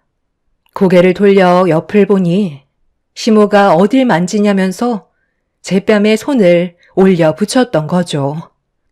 이미 통제가 되지 않는 몸으로 변해버렸던 저였기 때문에 받은 만큼 그대로 시모에게 돌려주었어요. 시모한테 속아온 세월에 대한 배신을 온몸으로 시모에게 표현을 하게 되었고 저에게 속수무책으로 당하던 시모는 저를 피해 안방으로 숨어 버렸습니다. 거실에는 남편과 바람난 여자와 단둘이 마주하고 있었고 모든 걸 솔직하게 말하는 게 좋을 거라며 제가 분노한 얼굴로 그녀를 바라보자 고개를 떨군 채 대화를 이어나갈 수 있었네요. 저는 잘못이 없어요. 그 사람이 저한테 준 사랑을 받은 것밖에 없다고요. 지금까지 조용하게 지내고 있었잖아요. 그럼 된 거 아니에요? 제가 봤을 때 대충 알고 온 것 같은데 솔직하게 얘기할게요. 그쪽이 임신을 해서 먼저 결혼을 한 것뿐이지 저도 비슷한 시기에 그 사람과 서로 만나고 있었어요. 그런데 저도 뒤늦게서야 임신을 했다는 걸 알게 되었고 그 사람도 결혼 초라서 많이 당황했는지 난감해했었지만 저에게 약속 하나 하겠다며 저를 붙잡았었어요. 그쪽과 결혼 생활을 하는 동안 아이들이 성인이 되면 그때 이혼을 하고 남은 인생은 저와 함께 살기로 결정을 하겠다는 거였죠. 먼저 함께 사는 것보다 남은 인생 함께 사는 게 훨씬 좋을 것 같아 침착하게 참고 지금까지 기다려오고 있었지만 세월이 흐르는 만큼 그 사람은 저에 대한 애정이 식어가고 있는지 사랑을 받고 있다는 확신이 점점 떨어졌어요. 그래서 제가 선택한 방법은 지금의 아이를 가지는 거였고 그 사람은 저와 함께 했던 약속을 지키기 위해 좀 더 일찍 정리를 하겠다는 말을 듣게 되었죠. 그쪽은 지금까지 행복한 결혼 생활 유지해 오면서 살아왔잖아요. 그럼 된 거 아니에요? 저도 그 사람을 사랑하고 법적으로 떳떳하게 결혼 생활을 하고 싶은데 그쪽이 먼저 임신을 해서 어쩔 수 없이 결혼을 했었지만 저도 시기는 비슷했었다고요. 먼저 양보했으니 이제 그 사람은 저에게 돌려주세요. 침묵하고 기다려온 세월, 이제는 보상받고 싶어요. 배신당했다고 생각할 수는 있어요. 하지만 제가 받은 상처와 시간을 비교할 수 있을까요? 이제 와서 무엇이 옳고 그른지 그건 더 이상 중요하지 않을 것 같네요. 이혼, 그거 어려운 거 아니잖아요? 위자료는 부족하지 않게 챙겨 드릴게요. 당신이 왜 여기로 온 거야? 어머니한테 전화 받자마자 회사에서 급하게 달려왔어. 흥분하지 말고 내 말 좀 들어봐. 다 해명할 수 있어. 이렇게 할 수밖에 없는 이유가 있었다고. 나는 이런 삶이 좋아서 살고 있었겠어?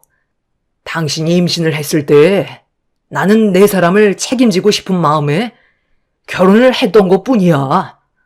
그런데 이 사람도 비슷한 시기에 임신을 해서 난처한 상황이 되어버렸는데 내가 저지른 실수 때문에 상처를 줄 수는 없잖아. 어차피 결혼은 형식적인 거고 서로에 대한 신뢰만 있다면 모든 것들이 가능하다고 생각했어. 그래서 지금까지 이중 생활을 해온 것 뿐이야. 회사에서 경비하시는 분이 아까 그러더라. 당신 우리 회사에 다녀갔었다면서?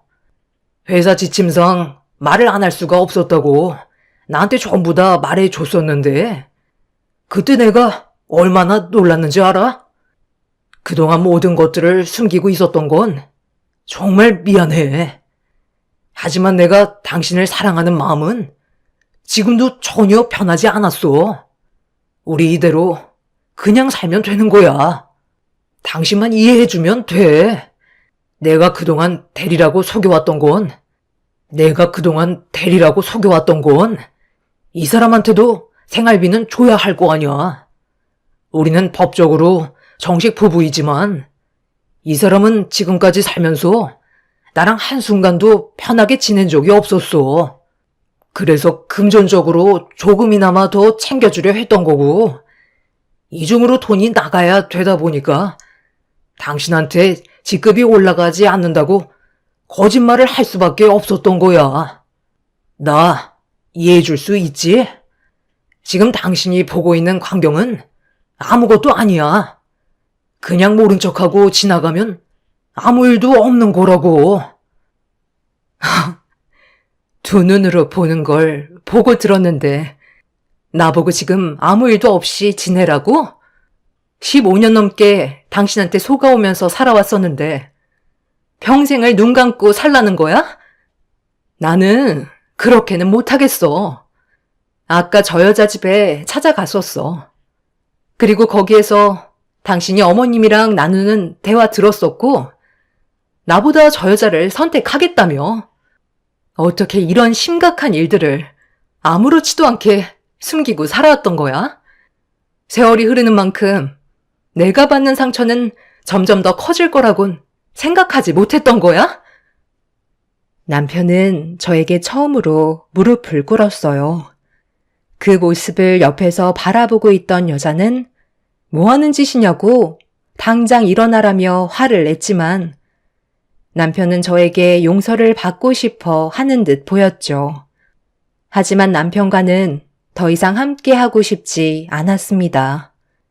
긴 세월 동안 철저하게 모든 걸 숨기면서 아무렇지도 않은 척 본인은 가정을 위해 열심히 살아왔다는 걸 인정받기 위해 모든 걸 거짓으로 포장한 남편이 너무 싫었었어요.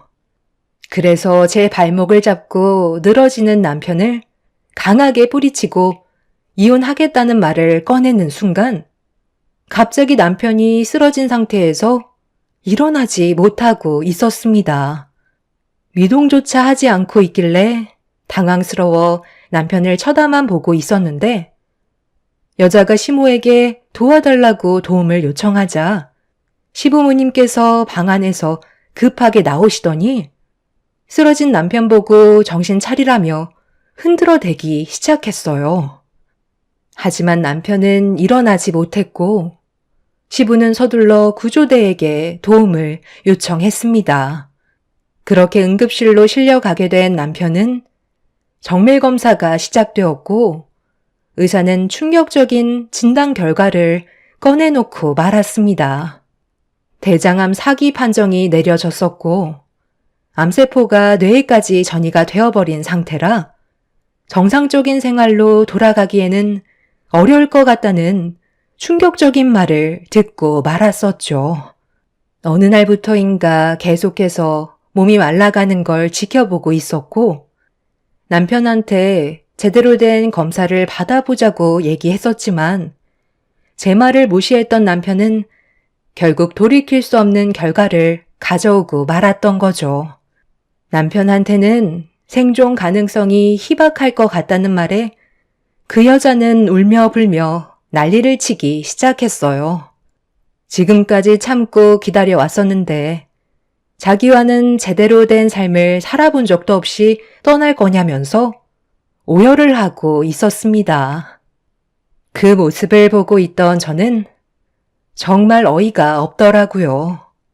서로 애틋한 사랑이라도 한 것 마냥 손을 마주잡고 눈을 마주친 상태로 눈물을 흘리는 모습이 무슨 멜로 영화 찍는 줄 알았습니다. 불륜을 저질러 놓고도 그걸 사랑이라고 받아들이고 싶어하는 그 사람들을 더 이상 볼 필요가 없을 것 같아 저는 병원에서 빠져나오고 말았습니다. 그날 이후 남편의 건강이 뭐가 어떻게 되든 신경 쓰지 않고 이혼만 밀어붙였어요. 집 또한 제 명의로 돌려 그 사람한테 받을 수 있는 것들은 전부 다 받아내었습니다. 그래도 아이들을 생각해서 순순히 응해 주더군요. 그 여자한테도 상간녀 소송으로 제가 받은 정신적인 피해보상 위자료를 받아내었죠. 그렇게 남편과 저는 이혼을 하게 되었고 그 여자는 지금 현재 살 날이 얼마 남지 않은 그 사람 옆에 붙어 있습니다. 저는 법적으로 할 수 있는 것들을 처리했는데도 제가 왜 패배한 것 같은 느낌이 드는 걸까요? 병원에 그 여자가 죽치고 있어서 아직까지 아이들한테는 남편이 대장암 판정을 받아 병원에 입원해 있다는 말을 꺼내지 못하고 있는 상황입니다. 기숙사에서 자신의 꿈을 위해 열심히 노력하는 아이들한테 충격과 상처를 주고 싶지 않아요. 병실에는 그 여자의 아이들도 같이 있기 때문에 제 아이들이 모든 사실을 알게 된다면 제가 감당하지 못할 것 같습니다. 부모님께서는 모든 사실을 알게 되시고 그 사람 병실에 찾아가서 한바탕 난리를 치셨지만 아이들한테만큼은 절대 알리지 말라며 지금은 상황이 좋지 않다고 말씀하셨어요. 남편은 자신이 저지른 잘못에 대한 벌을 받고 있는 걸까요? 그 사람은 아직까지 저와 그녀를 사이에 두고 사랑했다는 말로 자신의 잘못을 인정하지 않고 있습니다. 그동안 함께해온 날들이 너무 비참하기만 하네요. 지금 남편과 이혼을 한 지 10일이 지났습니다. 앞으로 어떻게 헤쳐나가야 할지 고민이 많네요. 여러분들의 의견이 절실히 필요한 시점인 것 같아요. 저보다 인생 경험이 많으신 분들께서 앞으로 어떻게 살아가면 좋을지 해답을 주셨으면 좋겠습니다. 지금도 온몸이 떨릴 정도로 그 사람한테 받은 배신 때문에 잠 한숨 못 자고 있어요. 제 사연을 들어주신 여러분들의 가정은 언제나 행복만 가득하셨으면 좋겠습니다. 긴 글 읽어주셔서 감사합니다. 안녕하세요. 저는 얼마 전에 시댁지방과 인연을 끊어낸 40대 접어든 여자입니다. 현재 11살 된 딸과 단둘이 생활을 하고 있지만 지금이 저와 딸에겐 훨씬 더 안정적인 삶을 살고 있는 것 같아요. 그 사람들은 아직까지도 저와 다시 시작할 수 있다고 생각을 하는 건지 제 딸을 핑계로 계속해서 만남을 시도하고 있는 중이라 상당히 어려움을 겪고 있는 상황입니다. 남편과 이혼까지 가게 된 건 엄마의 건강 상태가 안 좋아지면서 병원에 입원을 하게 되셨는데 그때 남편이 병문안을 오면서 바카스 한 박스를 들고 온 적이 있었어요. 그때 그 바카스를 문제 삼던 시모 행동이 여기까지 오게 만들었던 거죠. 시모는 항상 받는 건 당연시 생각하시면서 주는 건 상당히 아까워하셨어요. 이런 시모의 성격은 결혼을 하고 나서부터 알았던 터라 적응하기에 어려움이 많았습니다. 그래도 이런 집안에서 11년이나 버텼던 건 아무래도 제 딸의 심리적인 불안감을 주지 않기 위한 것도 있었지만 시모와 부딪히지만 않는다면 크게 문제는 없었습니다. 지속적으로 상처를 받아오긴 했었지만 항상 시간이 모든 걸 해결해 줬었어요. 그런데 최근에 벌어진 일들은 도저히 납득을 할 수 없을 뿐더러 이해하기 힘든 모습들이 더는 버텨내지 못하게 만들었어요. 문제가 시작되었던 건 남편과 함께 엄마가 입원한 병원에 도착했을 때 남편이 뭐라도 사가야 된다고 병원 안에 있는 매점에서 바카스 한 박스를 샀었어요. 저희 엄마는 그런 거 별로 좋아하지 않는다고 했었는데 남편은 빈손으로 가기 뭐해서 그냥 하나 사는 거라며 제 말을 무시했었습니다. 그런데 매점에서 나오자마자 저희 엄마 병문안을 오신 시모와 마주치게 되었고 남편의 손에 들고 있던 봉투 안의 바카스를 유심히 바라보고 계셨습니다. 그리고 저는 그런 시모의 모습에 또다시 불안감이 엄습해 오기 시작했죠. 아니나 다를까 시모는 바카스를 손으로 가리키며 말씀하셨어요. 아들, 너 지금 손에 들고 있는 건 뭐냐? 바카스를 산 거야? 아니면 집에 있던 거를 가지고 온 거야? 매점에서 나오는 걸 보니까 사서 나온 거 같은데? 아, 병문안 왔는데 빈손으로 들어가는 건 좀 그렇잖아요. 과일은 너무 비싼 것 같아서 그냥 바카스 한 박스만 사서 들어가려 했던 거예요. 그래야 마음이 좀 편하죠. 제가 안 사도 된다고 몇 번이나 얘기했었는데 이 사람이 그냥 들어가는 게 마음에 좀 걸렸었나 봐요. 제가 이것저것 사놨다고 했는데도 마음이 불편한가 봐요. 그래서 너는 내 아들이 바카스를 사는데도 뒤에서 가만히 보고만 있었던 거니? 차라리 안 들고 가는 게 낫지. 바카스 한 박스가 뭐야? 이렇게 쓸데없는 곳에 돈을 써야 되겠어? 이런 건 네가 뒤에서 제지를 해야 맞는 거 아니니? 이러니까 내가 잔소리를 안 할 수가 없는 거다. 매점에 사람도 많고 시간도 없는데 그걸 또 언제 환불하고 있어? 저녁에 나한테 바카스 값 계좌이체 해라. 내가 이 나이 먹고 이런 거 하나까지 전부 신경 쓰는 게 얼마나 머리 아픈 줄 알아? 저희 엄마 병문안을 오신 시모는 남편 손에 들려있던 바카스를 보고 많은 사람들이 보는 앞에서 저에게 큰 소리치며 화를 내고 계셨어요. 바카스를 산 건 남편인데 왜 제가 욕을 얻어먹어야 하는지 이해할 수 없었지만 시모가 남편이 산 바카스 값을 본인의 계좌로 이체하라는 말은 더 이해할 수가 없었어요. 그렇게 한마디 하시고 먼저 저희 엄마 병실로 들어가신 시모를 뒤따라 들어갔는데 병원에 누워 계신 엄마가 문을 열고 들어온 시모를 보시곤 힘겹게 몸을 일으켜 자리에 앉으셨어요. 어색한 미소로 시모에게 인사를 건넸지만 받아주지 않으시곤 의자 하나를 끌고 와 기분이 안 좋다는 걸 온몸으로 표현하면서 털썩 앉으셨어요. 순식간에 가라앉아버린 분위기 때문에 병실라는 정적이 흐르기 시작했어요. 엄마의 몸을 이리저리 살피던 시모의 한마디는 충격이었죠. 사돈 때문에 내 아들이 지금 마음에도 없는 돈을 쓴 거 알아요? 아들, 들고 있는 거 가지고 와봐라.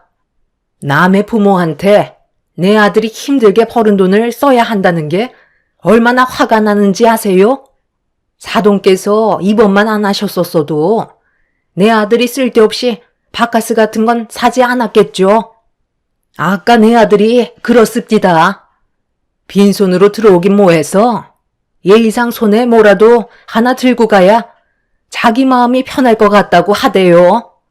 왜 이런 불편한 일들을 만드냐는 거예요. 대충 훑어보니 그게 문제 있는 것 같지도 않구만. 요즘엔 갑상선암은 암 취급도 안 해주는데 온 동네 암 걸렸다고 떠들어대면 되겠어요? 그냥 조용히 치료받고 나오시면 되는걸. 일을 꼭 만들어서 사람 귀찮게 오고 가게 만들어야 속이 후련하세요? 아직 얼굴에 핏기가 살아있는 것 보니 그게 신경 쓰지 않아도 될 것 같네요.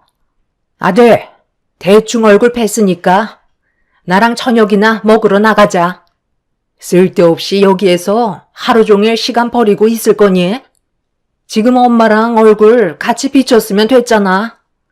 어차피 너도 마음에도 없는 거 억지로 병원에 끌려왔을 텐데 여기에서 시간 버리지 말고 나가서 배나 채우도록 하자. 어차피 너는 여기서 할 것도 없잖아.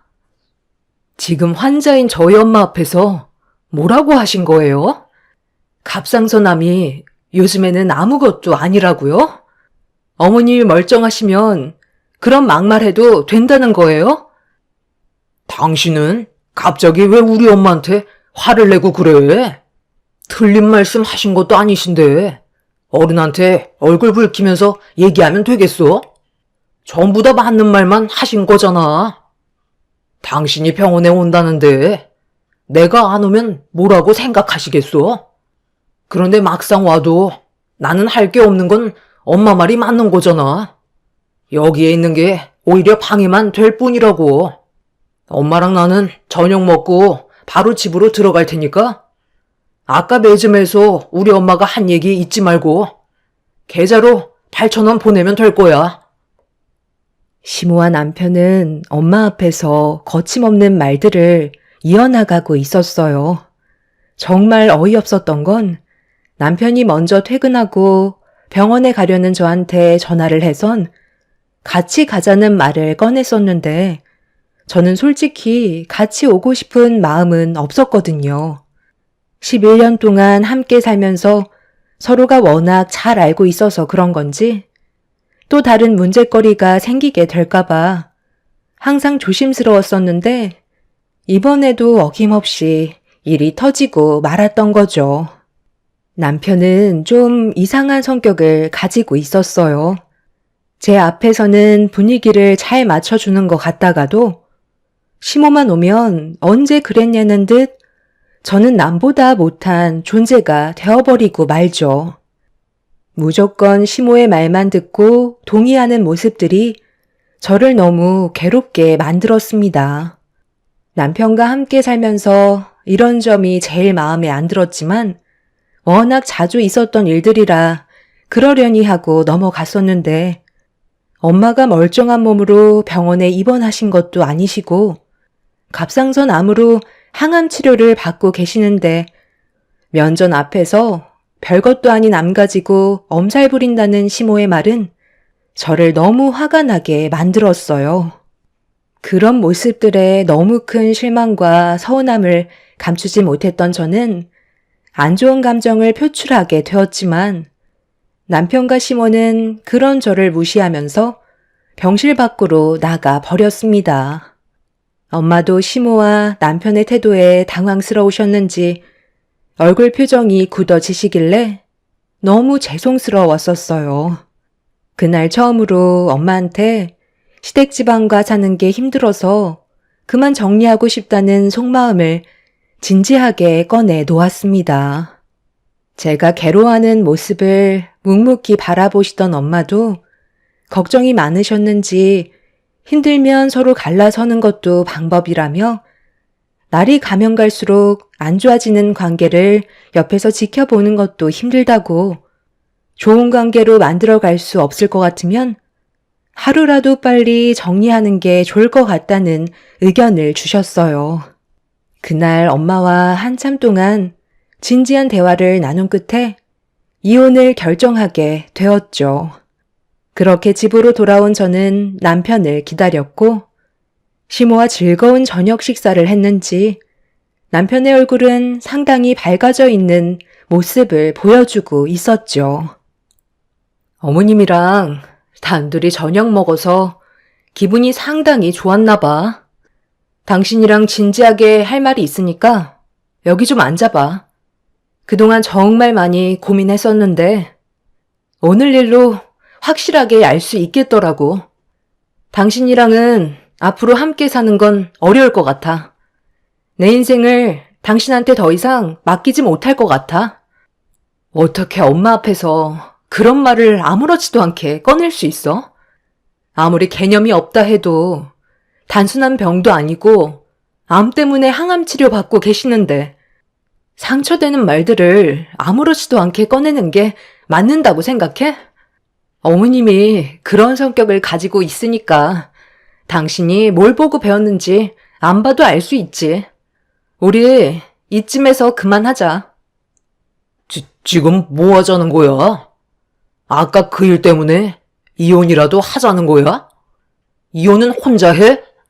그리고 우리 둘이 갈라서면 유리는 어떻게 할 건데? 11살이면 다 아는 나이라고.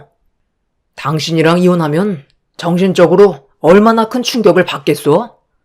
솔직히 아까 병원에서 했던 말들 틀린 건 아니잖아.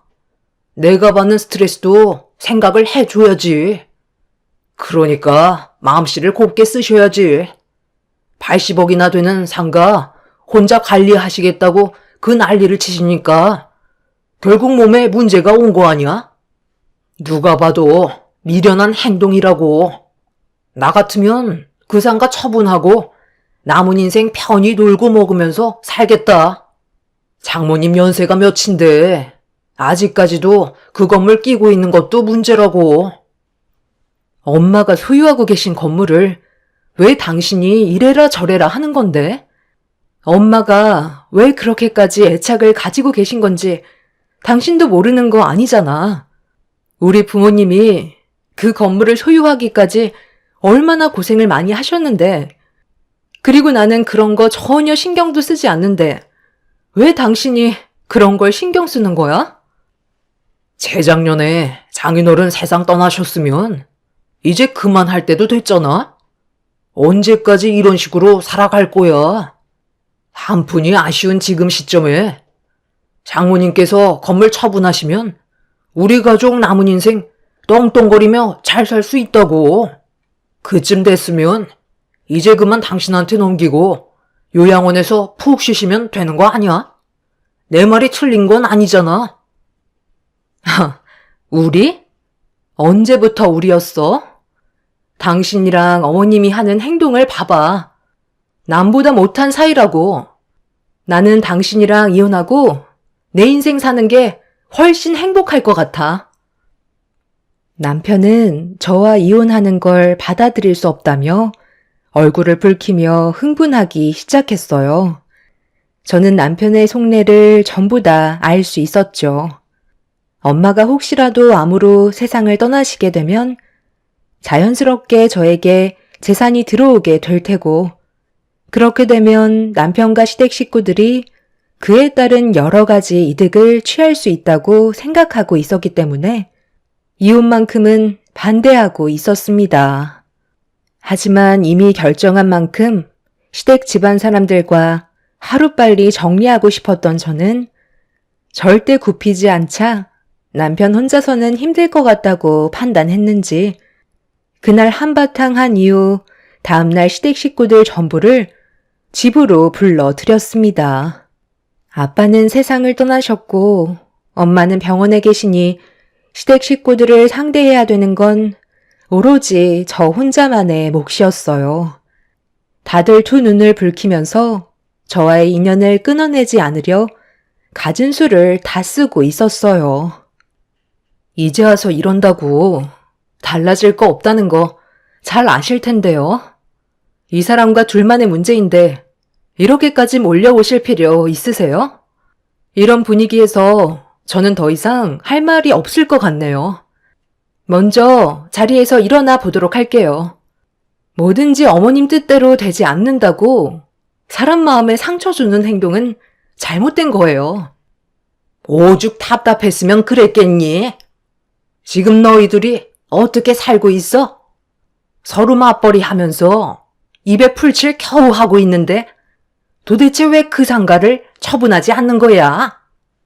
병원에 있으면서 오늘 내일 하고 계시는 사돈이 아직까지 이 세상에 미련이 남았다니? 이참에 그냥 너한테 상가 증여하면 되는 거 아니야? 그래야 우리도 덕 좀 보면서 살 수 있잖아. 언제까지 지질이 궁상처럼 살 건데? 상가 시세가 80억이라며.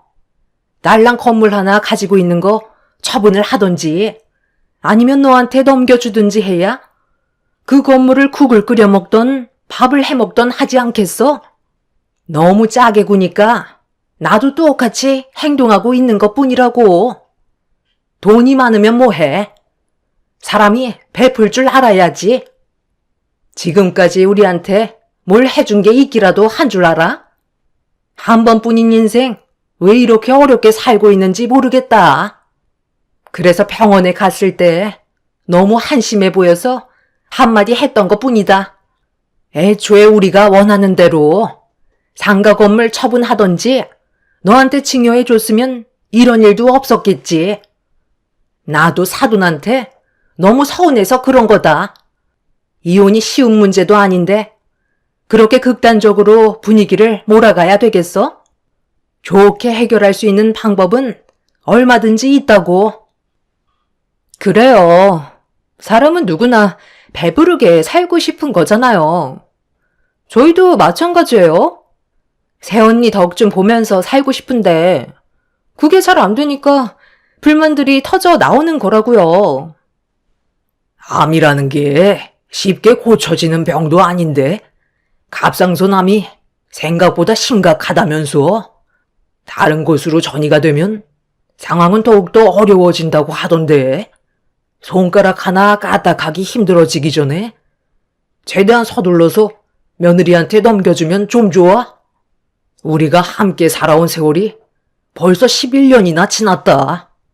그만큼 고운정, 미운정 다 쌓인 상태인데 한순간에 등을 돌린다는 게 말이 된다고 생각하니? 우리가 많이 바라는 것도 아니고 여유 있게 먹고 살 정도로만 나눠 달라는 건데 그게 그렇게 힘들어? 시댁 식구들이 한자리에 모인 이유는 돈 때문이라는 게 확실하다는 걸 알게 되는 순간이었죠. 저와 이혼을 하게 되면 80억이라는 재산을 구경도 못하기 때문에 병원에 있었던 일에 대해 일단 저에게 사과를 하기 시작했어요. 온갖 상처는 다 주고 막상 상황이 불리해지는 것 같으니까 아주 잠깐 발톱을 숨긴 채 꼬리를 내렸지만 언제 또 발톱을 드러낼지 몰라 제가 내린 결정을 단호하게 밀어붙여야만 했습니다. 좀처럼 좋게 해결이 되지 않자 남편은 또다시 제 딸을 내세우면서 이혼만큼은 최대한 피하고 싶어 발악을 하고 있었습니다. 칼자루를 제가 쥐고 있다는 걸 뒤늦게 안 시댁 식구들의 행동은 정말 어이가 없었죠. 그런데 사람의 본성은 바뀌지 않는다고 제가 끝까지 고집을 꺾지 않고 이혼 의사를 밝히자 시모가 참고 있던 불만의 감정을 강하게 터뜨리고 말았습니다. 너 그렇게 이혼하고 싶으면 원하는 대로 해줄 테니까 유리는 놔두고 혼자 나가라. 내가 손녀까지 너한테 뺏길 것 같아?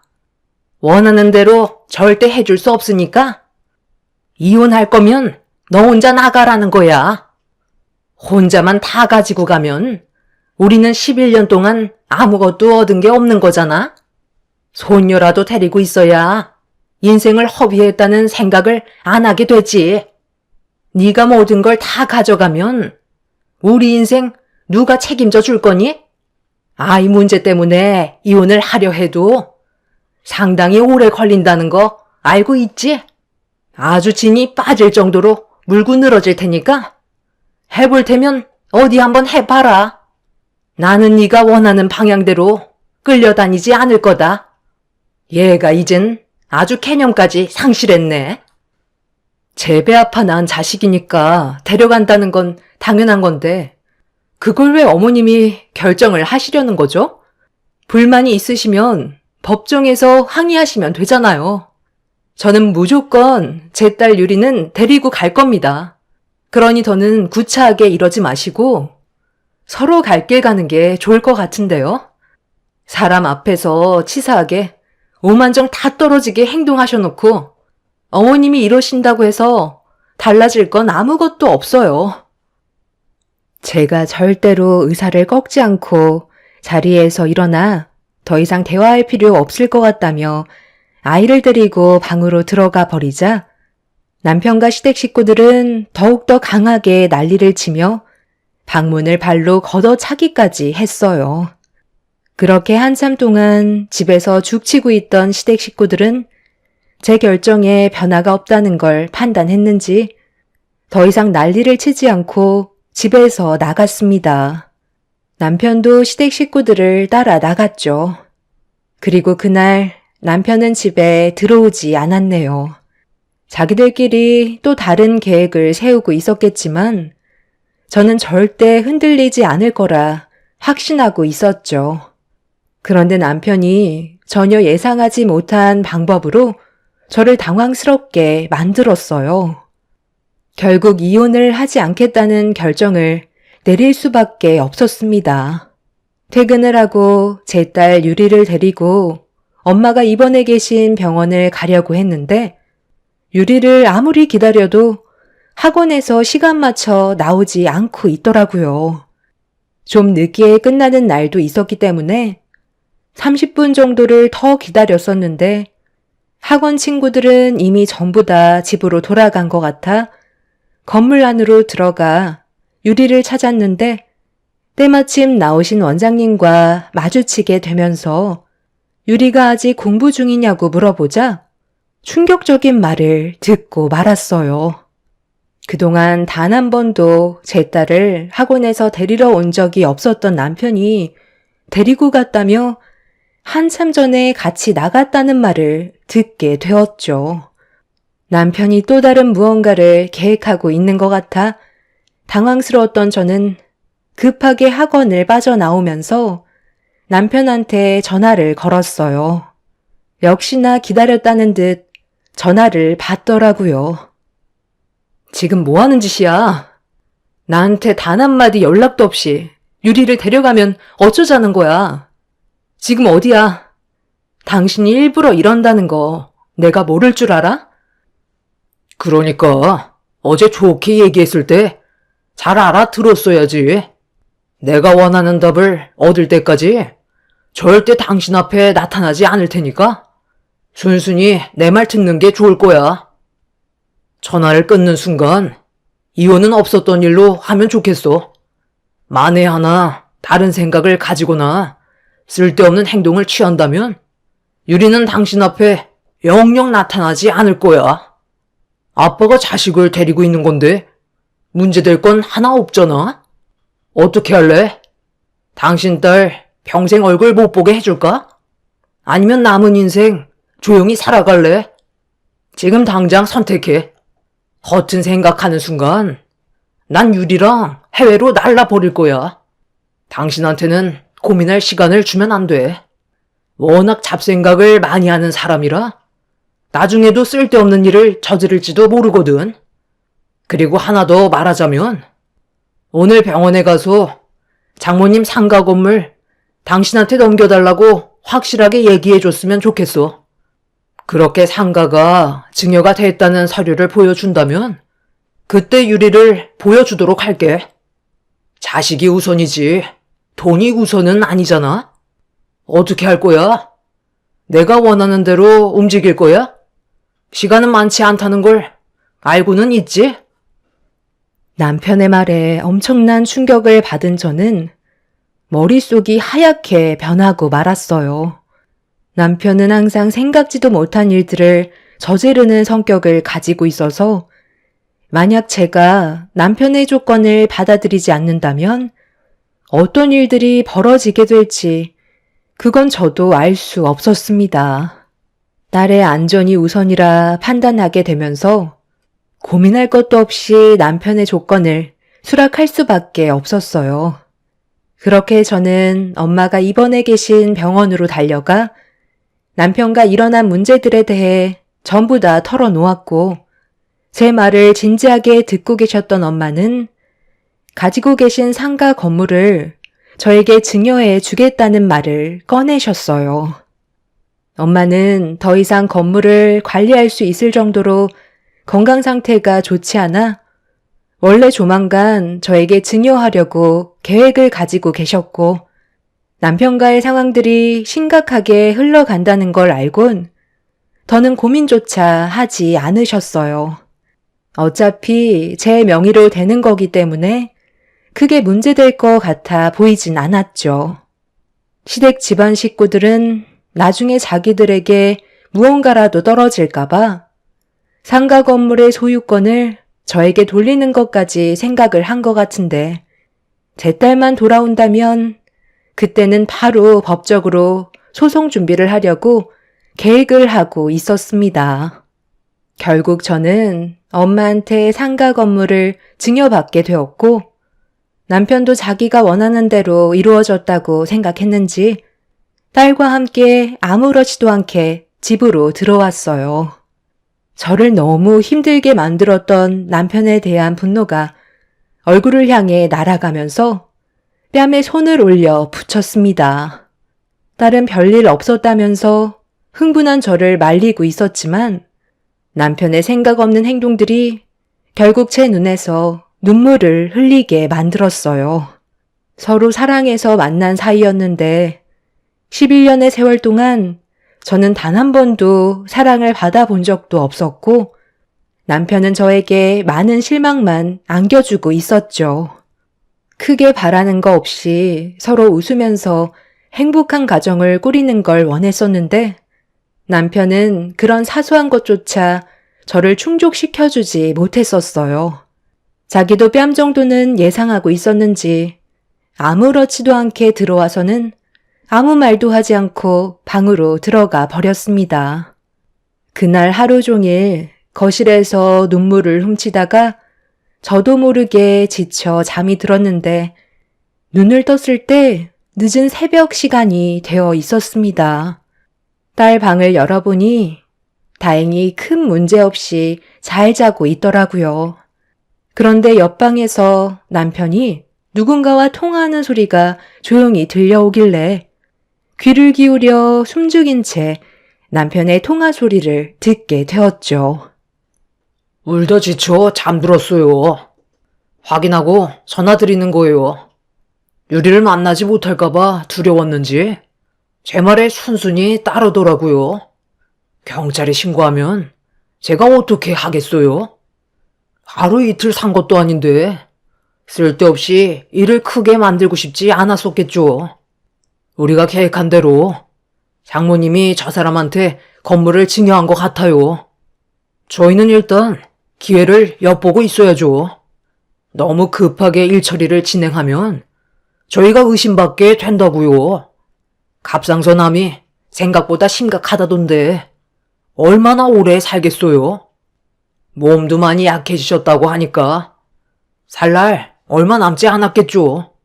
최대한 빨리 뜨는 게 우리한테 유리하겠지만 저희도 일단 준비는 해야 되겠죠. 저 사람 분명 유리를 데리고 도망칠 게 뻔해요.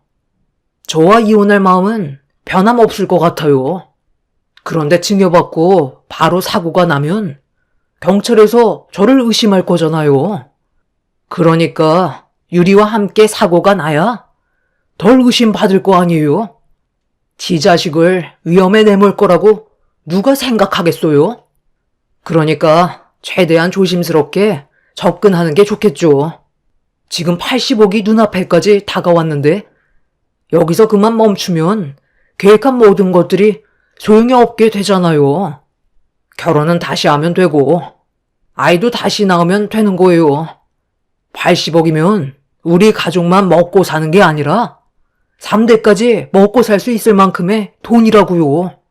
어차피 우리 집안대를 이어줄 사람도 필요하지 않겠어요? 아휴, 걱정하지 마세요. 사고는 언제 어디서나 일어날 수 있는 문제라고요. 이번 주 안에 시작할 거니까 너무 불안해하지 마세요. 다 잘 될 거예요. 암 걸린 장모가 뭘 할 수 있겠어요? 자기 몸 하나 가누는 것도 힘들어하는데 저 사람 세상 떠났다고 하면 그 충격에 같이 세상을 떠나겠죠. 불안하다고 해서 계속 전화하시다가 저 사람이 깨서 듣기라도 하면 어떡해요? 내일 만나서 다시 얘기해요. 그럼 끊을게요. 남편이 전화를 끊는 순간 저는 급하게 소파로 돌아와 잠든 척 돌아 누웠어요.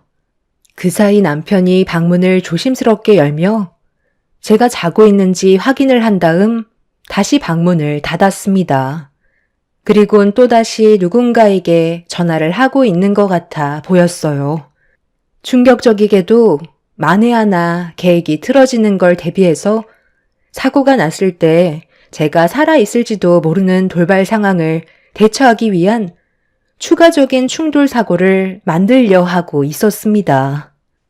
소름이 돋았던 건 80억 건물을 남편이 가져가기 위해서 저지르려는 것도 있었지만 저를 포함해 자기 핏줄인 딸까지 잘못돼도 상관없다는 남편의 계획들이 사람이 아닌 괴물로 다가왔었죠. 너무 갑작스럽게 일어난 일들이라 녹음을 하지 못해 어떻게 해야 할지 그날 잠 한숨 못 자고 계획을 세울 수밖에 없었습니다. 제가 할 수 있는 건 형사분들께 도움을 요청하는 것 뿐이었고 남편의 계획들을 전부 다 설명했어요. 형사분들은 남편이 움직이기만을 기다렸어요. 확실한 증거물이 없기 때문에 현장을 잡는 것밖엔 없었죠. 그렇게 때를 기다리고 있던 어느 날 예상대로 남편의 움직임이 수상했고 언제인지 기억도 나지 않는 식사 자리를 남편이 만들었어요. 앞으로 저와 잘 지내고 싶다는 남편의 말을 묵묵히 듣고 있었고 좋은 곳에 예약을 해 두었다면서 저와 딸을 차 뒷좌석에 태웠습니다. 남편의 계획이 시작된 것 같다고 담당 형사에게 도움을 요청하자 저와 딸이 타고 있는 차를 뒤따라오고 있었습니다. 그리고 잠시 뒤 저희 뒤쪽으로 의문의 차량 한 대가 바짝 쫓아오고 있었죠. 그렇게 목적지 없는 어디론가 달리고 있던 남편이 갑자기 속도를 높이기 시작했고 저는 남편한테 속도를 줄여달라고 부탁했지만 절대 해선 안 될 행동을 하려는 듯 더욱더 가속 페달을 밟았습니다. 형사분들도 남편의 행동을 지켜보다가 사태가 심각해질 것 같다고 판단했는지 속도를 높이면서 남편의 차를 바짝 쫓았고 추월을 통해 형사분들의 차로 남편 차를 감싸면서 강제로 속도를 줄이게 만들었어요. 그리고 제 뒤를 바짝 쫓아오던 차량도 똑같이 속도를 줄이고 있었죠. 그런데 뒤에 쫓아오던 차량이 눈치를 챘는지 핸들을 돌리려 하는 순간 형사분들이 의문의 차량과 충돌을 했고 남편이 당황스러워하자 저는 멈춰선 차량 안에서 딸과 함께 급하게 빠져나왔습니다. 만약 남편의 통화를 듣지 못했고 형사분들의 도움이 없었다면 저와 딸은 이미 이 세상 사람이 아닌 충격적인 결말을 가져오게 되는 사건이었네요. 결국 남편은 형사분들께 연행이 되었고 함께 계획했던 사람 또한 붙잡히면서 모든 사건은 밝혀지게 되었습니다. 돈을 주고 고용한 사람이 모든 사실을 진술하게 되면서 남편의 계획들이 전부 드러나게 되었죠. 그리고 이 소식을 들은 시댁 식구들은 저에게 찾아와 한 번만 용서해달라고 했지만 계획적인 범죄 동기가 너무나도 뚜렷했었기 때문에 저는 남편을 절대 용서해주고 싶지 않았어요. 결국 법적인 처벌로 3년의 징역을 선고받게 됨과 동시에 그 사람과 지긋지긋했던 생활에 종지부를 찍었네요. 하지만 남편이 감옥 생활을 하는 동안에도 시댁 식구들은 계속해서 제 딸을 핑계로 만남을 가지려 하고 있었어요. 지금 현재 절대 만나주지 않고 있는 상황이고 엄마의 병원도 옮긴 상태입니다.